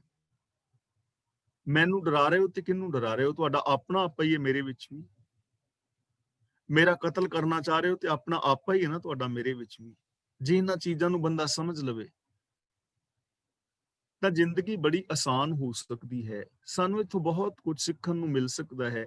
ਇਹ ਸਾਰੀਆਂ ਚੀਜ਼ਾਂ ਨੇ ਇੰਪਲੀਮੈਂਟ ਕਰਨ ਵਾਸਤੇ, ਇਹ ਸਾਰੇ ਗੁਣ ਨੇ ਆਪਣੇ ਜੀਵਨ ਜੀਣ ਵਾਸਤੇ। ਜੇ ਇਹਨਾਂ ਨੂੰ ਅਸੀਂ ਇੰਪਲੀਮੈਂਟ ਨਹੀਂ ਕਰਦੇ, ਇਹਨਾਂ ਗੁਣਾਂ ਮੁਤਾਬਕ ਜ਼ਿੰਦਗੀ ਜੀਂਦੇ ਨਹੀਂ, ਤਾਂ ਫਿਰ ਕੁਝ ਬਣਨ ਵਾਲਾ ਨਹੀਂ ਹੈ। ਫਿਰ ਤਾਂ ਜਿਵੇਂ ਜ਼ਿੰਦਗੀ ਚੱਲ ਰਹੀ ਹੈ ਐਵੇਂ ਹੀ ਚੱਲੇਗੀ। ਇੱਕ ਹੋਰ ਚੀਜ਼ ਸਮਝਣ ਵਾਲੀ ਹੈ। ਮੇਰੀ 62 ਸਾਲ ਉਮਰ ਹੋ ਗਈ ਤੇ ਜੋ ਕੁਝ ਮੈਂ ਅੱਜ ਤੱਕ ਪਾਇਆ ਹੈ, ਸੁੱਖ ਦੁੱਖ ਚਿੰਤਾ ਫਿਕਰ, ਕੁਝ ਵੀ, ਉਹ ਮੇਰੇ ਕੀਤੇ ਕਰਮਾਂ ਦਾ ਫਲ ਹੈ ਐਸੇ ਜ਼ਿੰਦਗੀ ਵਿੱਚ। ਤੇ ਜਿਵੇਂ ਦੀ ਮੈਂ ਜ਼ਿੰਦਗੀ ਹੁਣ ਤੱਕ ਜੀਵੀ ਹੈ, ਜੇ ਮੈਂ ਅੱਗੇ ਵੀ ਐਵੇਂ ਹੀ ਜ਼ਿੰਦਗੀ ਜੀਵਾਂ ਤਾਂ ਮੈਨੂੰ ਜੀਵਨ ਵਿੱਚ ਉਹ ਹੀ ਕੁਝ ਮਿਲੇਗਾ ਜੋ ਹੁਣ ਤੱਕ ਮਿਲਿਆ ਹੈ। ਮੈਨੂੰ ਜੀਵਨ ਵਿੱਚ ਉਹ ਹੀ ਮਿਲੇਗਾ ਜੋ ਹੁਣ ਤੱਕ ਮਿਲਿਆ ਹੈ। ਜੇ ਮੈਂ ਵੱਖਰਾ ਚਾਹੁੰਦਾ ਹਾਂ ਕੁਝ, ਤਾਂ ਫਿਰ ਮੈਨੂੰ ਵੱਖਰਾ ਕੁਝ ਕਰਨਾ ਪਵੇਗਾ। ਜੇ ਮੈਂ ਐਕਸਟਰਾ ਸੁੱਖ ਚਾਹਨਾ ਨਾ, ਤਾਂ ਫਿਰ ਮੈਨੂੰ ਐਕਸਟਰਾ ਕਰਨਾ ਪਵੇਗਾ। ਮੰਨ ਲਓ ਤੁਸੀਂ 1000 ਪਾਉਂਡ ਕਮਾ ਰਹੇ ਹੋ ਵੀਕ ਦਾ, ਤੇ ਜੇ ਤੁਸੀਂ 1500 ਪਾਉਂਡ ਕਮਾਉਣਾ ਚਾਹੁੰਦੇ ਹੋ ਨਾ, ਤਾਂ ਜੋ ਤੁਸੀਂ ਹੁਣ ਤੱਕ ਵੀਕ ਵਿੱਚ ਕਰ ਰਹੇ ਹੋ ਉਹਦੇ ਨਾਲ ਤੇ 1000 ਹੀ ਬਣੇਗਾ। ਜੇ 1500 ਕਮਾਉਣਾ ਹੈ ਤਾਂ ਫਿਰ ਤੁਹਾਨੂੰ ਐਕਸਟਰਾ ਕੰਮ ਕਰਨਾ ਪਵੇਗਾ, ਜਾਂ ਤਾਂ 4-5 ਘੰਟੇ ਓਵਰ ਟਾਈਮ ਲਗਾਓ, ਜਾਂ ਕੋਈ ਸਾਈਡ ਬਿਜ਼ਨਸ ਕਰੋ, ਕੋਈ ਹੋਰ ਕੰਮ ਕਰੋ, ਤਾਂ ਹੀ ਹੈ ਨਾ। ਜੇ ਐਕਸਟਰਾ ਪਾਣਾ ਚਾਹੁੰਦੇ ਹੋ ਤੇ ਐਕਸਟਰਾ ਕਰਨਾ ਪਵੇਗਾ। ਹੁਣ ਦੇਖੋ ਸਾਡੀ ਸਾਰਿਆਂ ਦੀ ਜ਼ਿੰਦਗੀ, ਜਿੰਨੇ ਵੀ ਆ ਹਿੰਦੂ ਮੁਸਲਮਾਨ ਸਿੱਖ ਵਗੈਰਾ ਹੈਗੇ ਨੇ, ਬੋਧੀ ਜੈਨੀ, ਜਿੰਨੇ ਵੀ ਲੋਕ ਨੇ, ਜੋ ਕੁਝ ਉਹਨਾਂ ਨੂੰ ਮਿਲਿਆ ਹੈ ਉਹ ਉਹਨਾਂ ਦੀ ਸੋਚ ਬੋਲ ਔਰ ਵਿਹਾਰ ਰਾਹੀਂ ਮਿਲਿਆ। ਤੇ ਜੇ ਇਸੇ ਤਰ੍ਹਾਂ ਦੀ ਜ਼ਿੰਦਗੀ ਅੱਗੇ ਵੀ ਜੀਣਗੇ ਤੇ ਇਹੀ ਕੁਝ ਮਿਲੇਗਾ ਜੋ ਹੁਣ ਤੱਕ ਮਿਲਿਆ। ਤੇ ਜੇ ਅਸੀਂ ਚਾਹੁੰਦੇ ਹਾਂ ਸਾਨੂੰ ਸੁੱਖ ਮਾਣ ਇੱਜ਼ਤ ਆਦਰ ਸਤਿਕਾਰ ਮਿਲੇ, ਤਾਂ ਸਾਨੂੰ ਹੋਰ ਤਰ੍ਹਾਂ ਦੀ ਜ਼ਿੰਦਗੀ ਜੀਣੀ ਪਵੇਗੀ, ਕੁਝ ਵੱਖਰਾ ਕਰਨਾ ਪਵੇਗਾ। ਇਸ ਲਈ ਜੇ ਅਸੀਂ ਚਾਹੁੰਦੇ ਹਾਂ ਸਾਡੀ ਜ਼ਿੰਦਗੀ ਚੋਂ ਇਹ ਡਰ ਖਤਮ ਹੋ ਜਾਣ, ਚਿੰਤਾਵਾਂ ਮੁੱਕ ਜਾਣ, ਤਾਂ ਸਾਨੂੰ ਗੁਰਬਾਣੀ ਤੇ ਅਮਲ ਕਰਨਾ ਪਵੇਗਾ। ਸੋਚ ਬਦਲਣੀ ਪਵੇਗੀ। ਸੋਚ ਬਦਲਣ ਤੋਂ ਬਾਅਦ ਸਾਰਾ ਕੁਝ ਬਦਲ ਜਾਏਗਾ। ਜੇ ਸੋਚ ਨਹੀਂ ਬਦਲਾਂਗੇ ਤੇ ਜ਼ਿੰਦਗੀ ਵਿੱਚ ਇਹ ਹੀ ਮਿਲੇਗਾ ਜੋ ਕੁਝ ਹੁਣ ਤੱਕ ਮਿਲਿਆ ਹੈ। ਆਪਨ ਚਲਿਤ ਆਪ ਕਰਨੇ ਹਾਰ, ਚਲਿਤ ਦਾ ਮਤਲਬ ਚਰਿੱਤਰ, ਤਮਾਸ਼ੇ। ਆਪਣੇ ਤਮਾਸ਼ੇ ਆਪ ਹੀ ਕਰਨ ਵਾਲਾ ਹੈ। ਸਾਰਿਆਂ ਦੇ ਅੰਦਰ ਉਹ ਆਪ ਹੀ ਤਮਾਸ਼ੇ ਕਰ ਰਿਹਾ ਹੈ, ਆਪ ਹੀ ਹੈ। ਹੁਣ ਇਹ ਚੀਜ਼ ਸਮਝਣੀ ਪਵੇਗੀ, ਮਨ ਤੂੰ ਜੋਤ ਸਰੂਪ ਹੈ। ਜੇ ਅਸੀਂ ਸਮਝ ਲਵੀਏ ਕਿ ਮੇਰਾ ਆਪਣਾ ਆਪਾ ਰੱਬ ਦਾ ਆਪਣਾ ਆਪਾ ਹੀ ਹੈ, ਤੇ ਮੇਰੇ ਅੰਦਰ ਉਹ ਕੁਆਲਿਟੀਜ਼ ਮੌਜੂਦ ਨੇ, ਮਨ ਤੂੰ ਜੋਤ ਸਰੂਪ ਹੈ, ਮੇਰੇ ਅੰਦਰ ਸਤ ਸੰਤੋਖ ਆਦਿਕ ਮੌਜੂਦ ਨੇ, ਮੇਰੇ ਅੰਦਰ ਪੋਸਿਬਿਲਿਟੀ ਹੈ, ਤੇ ਜੇ ਮੈਂ ਉਹਨਾਂ ਨੂੰ ਪ੍ਰਗਟ ਕਰ ਲਵਾਂ ਤਾਂ ਮੇਰੀ ਜ਼ਿੰਦਗੀ ਕਿੰਨੀ ਚੰਗੀ ਹੋ ਜਾਏਗੀ। ਪਰ ਅਸੀਂ ਕਿਉਂਕਿ ਆਪਣੀ ਸੋਚ ਨੂੰ ਬਦਲਣਾ ਨਹੀਂ ਚਾਹੁੰਦੇ, ਇਸ ਲਈ ਸਾਡੇ ਕੋਲ ਇੱਕ ਘੜਿਆ ਘੜਾਇਆ ਸਵਾਲ ਹੁੰਦਾ ਵੀ ਜੇ ਅਗਲਾ ਨਾ ਕਰੇ, ਜੇ ਦੂਜੇ ਨਾ ਕਰਨ, ਤੇ ਬੰਦਾ ਪੁੱਛੇ ਵੀ ਦੂਜੇ ਜੇ ਕੰਧਾਂ ਨਾਲ ਟੱਕਰਾਂ ਮਾਰੋਗੇ ਤੁਸੀਂ ਆਪਣਾ ਸਿਰ ਪਾੜੋਗੇ, ਦੂਜੇ ਰੇਲ ਥੱਲੇ ਜਾ ਕੇ ਸਿਰ ਦੇਣਗੇ ਤੁਸੀਂ ਮਰੋਗੇ, ਨਹੀਂ ਨਾ ਮਰਦੇ। ਤਾਂ ਸਾਨੂੰ ਇਹ ਚੀਜ਼ਾਂ ਛੱਡਣੀਆਂ ਪੈਣਗੀਆਂ ਵੀ ਜੇ ਦੂਜੇ ਨਾ ਕਰਨ, ਨਾ ਕਰਨ, ਤੁਸੀਂ ਤੇ ਕਰੋ, ਮੈਂ ਤੇ ਕਰਾਂ। आपन चलित आप करने हार, नानक ठाकुर अगम अपार। कि हे नानक, जो रब है, ठाकुर ਦਾ ਮਤਲਬ ਮਾਲਕ ਹੈ, ਅਗੰਮ ਹੈ, ਅਪਹੁੰਚ, ਅਪਾਰ, ਪਾਰ ਤੋਂ ਪਰੇ ਹੈ। ਹੁਣ ਦੇਖੋ, ਉਹਦਾ ਕੋਈ ਪਾਰ ਉਰਾਰ ਨਹੀਂ ਹੈ। ਉਹਦੇ ਵਿੱਚ ਅਨੰਤ ਗੁਣ ਨੇ, ਅਨੰਤ ਸੰਭਾਵਨਾਵਾਂ ਨੇ, ਇਸ ਦੁਨੀਆ ਵਿੱਚ ਅਨੰਤ ਸ੍ਰਿਸ਼ਟੀ ਹੈ। ਤਾਂ ਇਹਦਾ ਮਤਲਬ ਕਿ ਸਾਡੇ ਅੰਦਰ ਵੀ ਅਨੰਤ ਸੰਭਾਵਨਾਵਾਂ ਨੇ, ਕਿਉਂਕਿ ਉਹ ਅਨੰਤ ਸਾਡੇ ਅੰਦਰ ਹੈ। ਜਿਵੇਂ ਆਪਾਂ ਪਹਿਲਾਂ ਵਿਚਾਰ ਕਰ ਚੁੱਕੇ ਹਾਂ ਕਿ ਸਾਨੂੰ ਰੱਬ ਨੇ ਕਿੰਨਾ ਵੱਡਾ ਦਿਮਾਗ ਦਿੱਤਾ ਹੈ, ਕਿੰਨੀ ਵੱਡੀ ਸਾਡੀ ਸੋਚ ਹੋ ਸਕਦੀ ਹੈ, ਕਿੰਨੇ ਸਾਰੇ ਅਸੀਂ ਗੁਣਾਂ ਦੇ ਧਾਰਨੀ ਹੋ ਸਕਦੇ ਹਾਂ। ਸਾਡੇ ਵਿੱਚ ਵੀ ਕੋਈ ਅੰਤ ਨਹੀਂ ਹੈ ਜੇ ਅਸੀਂ ਵਿਸਥਾਰ ਕਰੀਏ, ਪਰ ਉਹ ਅਗੰਮ ਅਪਹੁੰਚ ਸਾਡੀ ਪਹੁੰਚ ਤੋਂ ਪਰੇ ਹੈ। ਹੁਣ ਸਰਬ ਵਿਆਪਕ ਹੁੰਦਾ ਹੋਇਆ ਵੀ ਪਹੁੰਚ ਤੋਂ ਪਰੇ, ਇਹ ਸਾਡੀ ਬਦਕਿਸਮਤੀ ਹੈ। ਗੁਰੂ ਜੀ ਕਹਿੰਦੇ ਨੇ, ਜਲ ਥਲ ਮਹੀਲ ਪੂਰਿਆ, ਰਵਿਆ ਵਿੱਚ ਵਣਾ, ਸੋ ਪ੍ਰਭ ਚਿਤ ਨਾ ਆਵਈ, ਕਿਤੜਾ ਦੁੱਖ ਗਣਾ।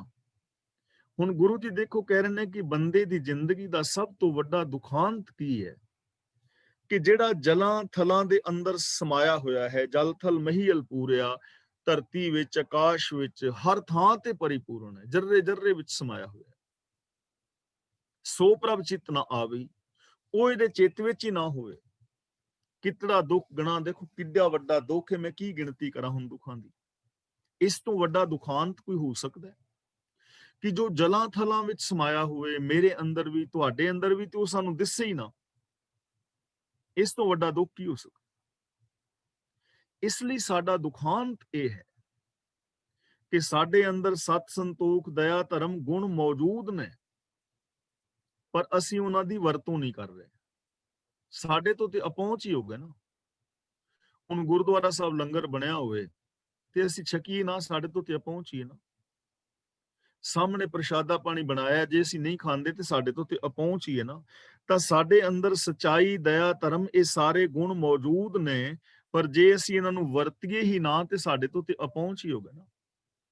ਇਸ ਲਈ ਗੁਰੂ ਜੀ ਕਹਿੰਦੇ ਨੇ, ਉਹ ਅਗੰਮ ਹੈ, ਸਾਡੀ ਪਹੁੰਚ ਤੋਂ ਪਰੇ ਹੈ, ਔਰ ਪਾਰ ਤੋਂ ਰਹਿਤ ਹੈ। ਅਨੰਤ ਗੁਣ ਨੇ ਉਹਦੇ ਅੰਦਰ, ਤੇ ਉਹ ਆਪ ਹੀ ਚਾਰ ਚੁਫੇਰੇ ਫੈਲਿਆ ਹੋਇਆ ਹੈ। ਨਿਰਗੁਣ ਵੀ, ਨਿਰੰਕਾਰ ਵੀ, ਸਰਗੁਣ ਵੀ, ਸੁਨ ਸਮਾਧੀ ਵੀ, ਉਹ ਆਪ ਹੀ ਇੱਕ ਹੀ ਹੈ, ਇੱਕ ਹੀ ਫੈਲਿਆ ਹੋਇਆ ਹੈ। ਇੱਕ ਓੰਕਾਰ ਦਾ ਮਤਲਬ ਇੱਕੋ ਹੀ ਫੈਲਿਆ ਹੋਇਆ ਹੈ। ਤਾਂ ਗੁਰੂ ਸਾਹਿਬ ਜੀ ਰਹਿਮਤ ਕਰਨ, ਅਸੀਂ ਗੁਰਬਾਣੀ ਨੂੰ ਆਪ ਪੜ੍ਹੀਏ, ਗੁਰਬਾਣੀ ਦੀ ਵਿਚਾਰ ਕਰੀਏ, ਔਰ ਗੁਰਬਾਣੀ ਮੁਤਾਬਕ ਜ਼ਿੰਦਗੀ ਜੀਵੀਏ। ਆਪਣੀ ਸੋਚ, ਆਪਣੇ ਬੋਲ, ਆਪਣੇ ਵਿਹਾਰ ਬਦਲੀਏ, ਤਾਂ ਸਾਡਾ ਇਹ ਜੀਵਨ, ਪਰਿਵਾਰਕ ਜੀਵਨ, ਸਮਾਜ ਸੁਖੀ ਔਰ ਸ਼ਾਂਤ ਹੋ ਸਕਦਾ ਹੈ। ਪਰ ਹੋਏਗਾ ਉਹਦਾ ਜਿਹੜਾ ਵੀਰ, ਭੈਣ, ਬੱਚੀ, ਬੱਚਾ ਅਮਲ ਕਰੇਗਾ। ਤਾਂ ਅਸੀਂ ਇਹਦੇ ਤੇ ਅਮਲ ਕਰਨ ਦਾ ਯਤਨ ਕਰੀਏ। ਮੈਂ ਇੱਥੇ ਖਿਮਾ ਦਾ ਜਾਚਕ ਹਾਂ। ਅੱਗੇ ਵੀਰ ਤਰਲੋਚਨ ਸਿੰਘ ਜੀ ਅਨਮਿਊਟ ਹੋ ਗਏ ਨੇ, ਉਹ ਅਗਲੀ ਕਾਰਵਾਈ ਕਰਨਗੇ। ਹੋਈਆਂ ਭੁੱਲਾਂ ਦੀ ਖਿਮਾ। ਫੇਸਬੁੱਕ ਤੇ ਜੋ ਮੇਰੇ ਵੀਰ ਭੈਣਾਂ ਸਰਵਣ ਕਰ ਰਹੇ ਨੇ, ਉਹਨਾਂ ਦਾ ਵੀ ਧੰਨਵਾਦ। ਵਾਹਿਗੁਰੂ ਜੀ ਕਾ ਖਾਲਸਾ, ਵਾਹਿਗੁਰੂ ਜੀ ਕੀ ਫਤਿਹ।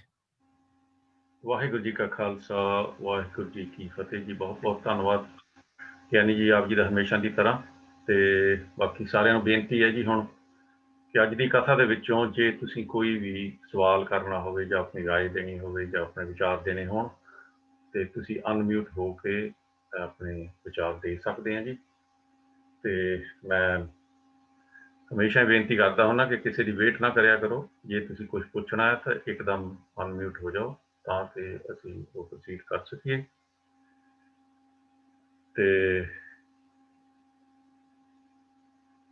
ਨਹੀਂ, ਕੋਈ ਨਹੀਂ ਆ ਰਿਹਾ ਜੀ, ਇਹਦਾ ਮਤਲਬ ਠੀਕ ਹੈ ਜੀ, ਆਪਾਂ ਇੱਥੇ ਸਮਾਪਤੀ ਕਰ ਦਿੰਦੇ ਜੀ।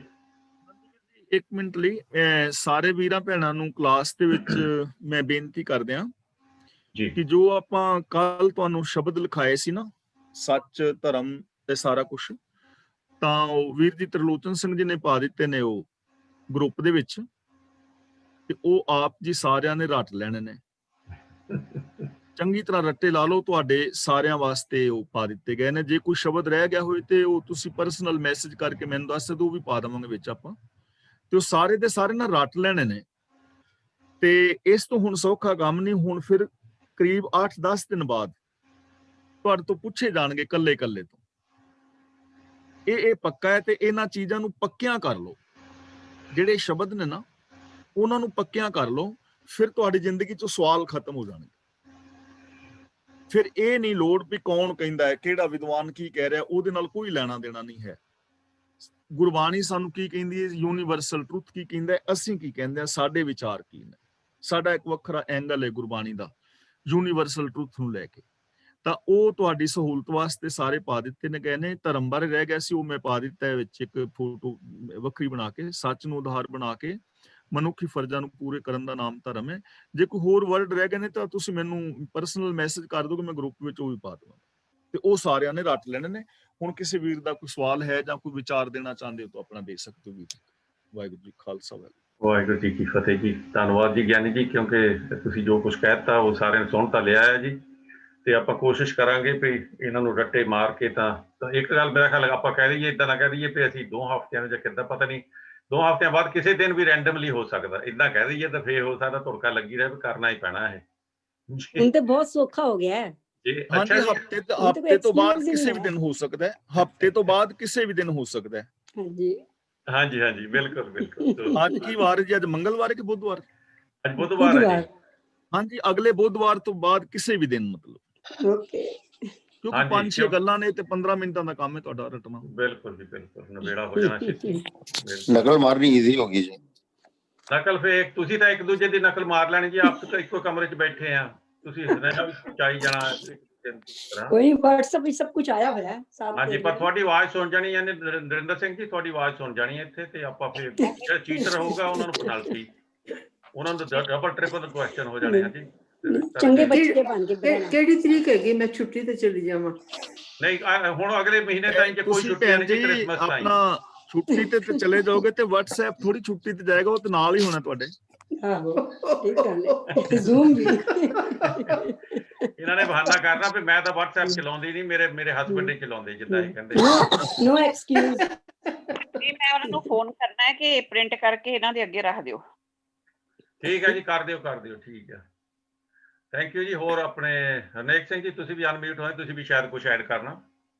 ਨਹੀਂ, ਕੋਈ ਖਾਸ ਨਹੀਂ। ਮੈਂ ਤਾਂ ਇਹ ਪੁੱਛਣਾ ਸੀ ਗਿਆਨੀ ਜੀ ਨੂੰ, ਮੈਂ ਸੋਚਿਆ ਸੀਗਾ ਕਿ ਜਿੰਨੇ ਕੁਐਸਚਨ ਜਿਹੜੇ ਇਹਨੇ ਕਿਹਾ ਆ ਉਹਦੀ ਡੈਫੀਨੇਸ਼ਨ ਤੁਸੀਂ ਖੁਦ ਲੱਭਣੀ ਹੈਗੀ ਆ ਕਿ ਕੀ ਹੋਣੀ ਚਾਹੀਦੀ ਆ, ਕਿ ਤਾਂ ਹੀ ਅਸੀਂ ਕੁਐਸਚਨ ਜੇ ਸੇਮ ਹੀ ਸਾਰਿਆਂ ਦੇ ਕੋਲ ਆ ਤਾਂ ਮੇਰੇ ਖਿਆਲ 'ਚ ਜਿਹੜੇ ਸਾਰੇ ਆਨਸਰ ਤਾਂ ਹੁਣ ਆ ਗਏ ਆ ਸਾਡੇ ਕੋਲ। ਹਾਂਜੀ, ਉਹ ਸੇਮ ਹੀ ਹੋਣੇ ਚਾਹੀਦੇ ਨੇ, ਸਾਡੇ ਨਾਲ ਆਨਸਰ ਸੇਮ ਹੀ ਹੋਣੇ ਚਾਹੀਦੇ ਨੇ। ਹਾਂ, ਮੈਂ ਉਹੀ ਇਸੇ ਕਰਕੇ ਅਸੀਂ ਪਾਏ ਨੇ ਕਿ ਤੁਸੀਂ ਸਿਰਫ ਰੱਟੇ ਲਾ ਕੇ ਉਹਨਾਂ ਨੂੰ ਪੱਕਿਆਂ ਕਰ ਲੈਣਾ ਹੈ ਵੀ ਧਰਮ ਇਹ ਵੇ, ਨਰਕ ਇਹ ਵੇ, ਸਵਰਗ ਇਹ ਵੇ, ਸੇਮ ਹੋਣੇ ਚਾਹੀਦੇ ਨੇ। ਠੀਕ। ਤੇ ਜਿੰਨੇ ਵਿੱਚੋਂ ਗੜਬੜ ਕੀਤੀ ਉਹਨੂੰ ਫਿਰ ਪੀਜ਼ਾ ਪੈ ਜਾਣਾ ਹੈ। ਹਾਂ, ਮੈਂ ਪੁੱਛਿਆ ਜੀ ਪੀਜ਼ੇ ਵਾਲੇ ਨੂੰ ਅੱਜ, ਮੈਂ ਕਿਹਾ ਵੀ ਮੇਰੇ ਸਿਰ ਤਾਂ ਪੈ ਹੀ ਜਾਣਾ ਆ। ਮੈਂ WhatsApp ਵਾਲਿਆਂ ਨੂੰ ਪੁੱਛਿਆ ਸੀ ਵੀ 40 ਪੀਜ਼ੇ ਡਿਲੀਵਰ ਕਰਨੇ ਆ, ਵੀ ਕੀ ਚਾਰਜਿਸ ਹੈਗੇ ਆ। ਉਹ ਕਹਿੰਦੇ ਜੀ ਡਿਲੀਵਰੀ ਦੇ ਪੀਜ਼ੇ ਦੇ ਕੋਈ ਚਾਰਜ ਨਹੀਂ, ਟੌਪਿੰਗ ਕਰਾਉਣੀ ਆ ਉਹਦੇ ਚਾਰਜ ਆ। ਤੇ ਮੈਨੂੰ ਪਤਾ ਸੀ ਸਾਡੇ ਪ੍ਰੈਜ਼ੈਂਟਰ ਸਾਹਿਬ ਹਰੀਆਂ ਮਿਰਚਾਂ ਬਹੁਤ ਖਾਂਦੇ ਆ। ਤੁਹਾਨੂੰ ਪੀਜ਼ੇ ਨਹੀਂ ਪੈਣੇ, ਤੁਹਾਨੂੰ ਉਹ ਸਵਾਲ ਲਿਖ ਕੇ ਭੇਜਦੇ ਨੇ, ਤੁਸੀਂ ਰੱਟੇ ਲਾਣੇ ਨੇ ਤੇ ਡਿਲੀਵਰੀ ਦੀ ਲੋੜ ਨਹੀਂ। ਫਿਰ ਤੁਹਾਨੂੰ ਸਾਰੀ ਕਲਾਸ ਵਾਲੇ ਬੈਂਕ ਅਕਾਊਂਟ ਦੇਣਗੇ ਤੇ ਆਪਣੇ ਆਪਣੀ ਮਰਜ਼ੀ ਨਾਲ ਉਹ ਆਪੇ ਪਵਾ ਲੈਣਗੇ ਮਿਰਚਾਂ ਮੁਰਚਾਂ, ਮਾਇਆ ਪਾ। ਅੱਛਾ, ਇਦਾਂ ਕਰਨੀ ਗੱਲ? ਗਿਆਨੀ ਜੀ ਇਹਨਾਂ ਨੇ ਪਹਿਲਾਂ ਸੋਚ ਲਿਆ ਸੀਗਾ ਵੀ ਤੁਹਾਡੀ ਜਿਹੜੀ ਪਹਿਲੀ ਪਾਲਿਸੀ ਸੀਗੀ ਨਾ, ਉਹਦੇ ਤੇ ਇਹ ਵਰਕ ਕਰਦੇ ਸੀਗੇ ਵੀ ਤੁਸੀਂ ਫੋਟੋ ਖਿੱਚ ਕੇ WhatsApp ਤੇ ਪਾ ਦਿਓ। ਇਹ ਬੜੇ ਕਲੈਵਰ ਹੈ ਨਾ ਚੀਜ਼ਾਂ ਵਾਸਤੇ। ਉਹ ਕੰਮ ਨਹੀਂ ਉਹ ਗਿਆਨੀ ਤੁਸੀਂ ਕਿਹਾ ਸੀ ਜੋ ਮੈਂ ਸਿਖਾ ਰਿਹਾ ਉਹਨੂੰ ਫੋਲੋ ਕਰੋ, ਮੈਂ ਤਾਂ ਇਸ ਕਰਕੇ ਕਰ ਰਿਹਾ ਸੀ ਤੁਹਾਨੂੰ ਫੋਲੋ। ਨਹੀਂ ਜੀ, ਨਹੀਂ, ਤੁਸੀਂ ਇਹ ਜਿਹੜਾ ਨਾ, ਤੁਹਾਨੂੰ ਜਿਹੜਾ ਵੀ ਪੀਜ਼ਾ ਪਏਗਾ ਉਹਨੂੰ ਸਾਰੀ ਕਲਾਸ ਵਾਲੇ ਬੈਂਕ ਅਕਾਊਂਟ ਦੇ ਦੇਣਗੇ। ਅੱਛਾ, ਬੈਂਕ 'ਚ ਪੀਜ਼ਾ ਹੀ ਪਾ ਦੇਣਾ? ਇੱਕ ਜਿਹੜਾ ਮਤਲਬ ਇੱਕ ਪੀਜ਼ਾ ਕਿੰਨੇ ਦਾ ਹੁੰਦਾ? 5-6 ਦਾ, ਜਿੰਨੇ ਦਾ ਵੀ ਉਹਨਾਂ ਨੇ ਪਾ ਦੇ ਆਪੇ ਲੈ ਲੈਣੇ। ਮੈਂ ਬੈਂਕ 'ਚ ਪੀਜ਼ੇ ਲੈ ਕੇ ਚਲੇ ਜਾਣਾ ਵੀ ਜਿਹੜੇ ਅਕਾਊਂਟ ਆ ਇਹਨਾਂ 'ਚ ਪਾ ਦਿਓ। ਇਦਾਂ ਨਹੀਂ ਗੱਲ ਬਣਨੀ ਵੀਰਾ ਜੀ, ਬੜੇ ਦਿਨਾਂ ਬਾਅਦ ਆਏ ਹੋ ਤੁਸੀਂ। ਆਹੋ, ਚਲੋ ਕੋਸ਼ਿਸ਼ ਕਰਦੇ, ਹੱਥ ਪੈਰ ਮਾਰਦਾ ਹੁੰਦਾ ਜਿੱਲੇ ਬੰਦਾ ਡੁੱਬਣ ਕੋਸ਼ਿਸ਼ ਤਾਂ ਕਰਨਾ, ਮੈਂ ਟਰਾਈ ਕਰੂੰਗਾ। ਹੁਣ ਪੈਸੇ ਤਾਂ ਬਚਾਉਣੇ ਪੈਣੇ ਕੁਝ ਅੱਗੇ ਬਹੁਤ, ਨਹੀਂ ਤਾਂ ਮੈਨੂੰ ਰਾਤ ਦਿਨ ਕੰਮ ਕਰਨਾ ਪੈਣਾ ਹੋਰ। ਠੀਕ ਹੈ ਜੀ। ਹੋਰ ਕਿਨੇ ਨੀਨਾ ਜੀ, ਤੁਸੀਂ ਤਾਂ ਨਹੀਂ ਕੋਈ ਗੱਲ ਕਰ? ਨਹੀਂ, ਤੁਸੀਂ ਕਰ ਚੁੱਕੇ ਆ। ਠੀਕ ਹੈ, ਨੀਨਾ ਜੀ ਤਾਂ ਹੌਲੀਡੇ ਚੱਲੇ। ਠੀਕ ਹੈ, ਓਕੇ ਜੀ। ਆਪਾਂ ਇੱਥੇ ਹੁਣ ਕਰ ਦਿੰਦੇ ਸਮਾਪਤੀ ਜੀ, ਤੇ ਕੱਲ ਨੂੰ ਫੇਰ ਵਾਪਸ ਆਵਾਂਗੇ 1 ਵਜੇ ਜੀ। ਤੇ ਸਾਰੇ ਜਣੇ ਜੁਆਇਨ ਕਰਿਓ। ਹੋਰਾਂ ਨੂੰ ਵੀ ਦੱਸ। ਗਿਆਨੀ ਜੀ ਆਏ, ਉਹਨਾਂ ਦੀ ਗੱਲ ਸੁਣੋ। ਆਪਣੇ ਪਰਮਜੀਤ ਸਿੰਘ। ਹਾਂਜੀ ਪਰਮਜੀਤ ਜੀ, ਤੁਸੀਂ ਅਨਮਿਊਟ ਹੋਇਓ।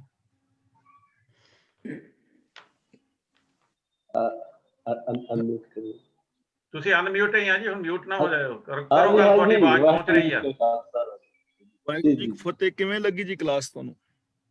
ਮੈਂ ਕਿਹਾ ਬਹੁਤ ਵਧੀਆ। ਮੈਂ ਤਾਂ ਤੁਹਾਨੂੰ ਵੈਸੇ ਹੀ ਬਹੁਤ ਸੁਣਿਆ, ਉਹਦੇ ਚ ਵੀ ਸੁਣਿਆ ਤੇ ਉਹਦਾ YouTube ਤੇ ਵੀ ਆਪ ਜੀ ਦੀ ਕਥਾ ਬਹੁਤ ਸੁਣੀ ਹੈ। ਧੰਨਵਾਦ। ਬਹੁਤ ਗੁਣੀ ਜਨ ਹੋ ਤੁਸੀਂ। ਵਾਹਿਗੁਰੂ ਆਪ ਜੀ ਦੇ ਹੋਰ ਇਸ ਤਰ੍ਹਾਂ ਹੀ ਚੜ੍ਹਦੀ ਕਲਾ ਮੇਰ ਭਰਿਆ ਹੱਥ ਰੱਖਿਆ ਆਪ ਦੀ ਚੀਜ਼ ਤੇ। ਧੰਨਵਾਦ। ਮੇਰੀ ਅਰਦਾਸ ਹੈ ਸਾਡੀ। ਧੰਨਵਾਦ ਜੀ ਪਰਮਜੀਤ ਸਿੰਘ ਜੀ। ਤੇ ਆਪਾਂ ਇੱਥੇ ਸਮਾਪਤੀ ਕਰਦੇ ਹਾਂ ਜੀ। ਕੱਲ ਨੂੰ ਫੇਰ ਮੁੜ ਕੇ ਆਵਾਂਗੇ ਜੀ 1 ਵਜੇ ਇੰਗਲੈਂਡ ਦੇ ਟਾਈਮ ਦੇ ਮੁਤਾਬਕ। ਆਪਣੇ ਆਪਣੇ ਟਾਈਮ ਨੋਟ ਕਰ ਲਿਓ। ਤੇ ਹੁਣ ਛੁੱਟੀਆਂ ਲੈ ਲਈਏ ਜੀ ਸਾਰਿਆਂ ਤੋਂ, ਤਾਂ ਕੱਲ ਨੂੰ ਵਾਪਸ ਆਵਾਂਗੇ। ਬੁਲਾਓ ਫਤਿਹ ਜੀ। ਵਾਹਿਗੁਰੂ ਜੀ ਕਾ ਖਾਲਸਾ, ਵਾਹਿਗੁਰੂ ਜੀ ਵਾਹਿਗੁਰੂ ਜੀ ਕੀ ਫਤਿਹ।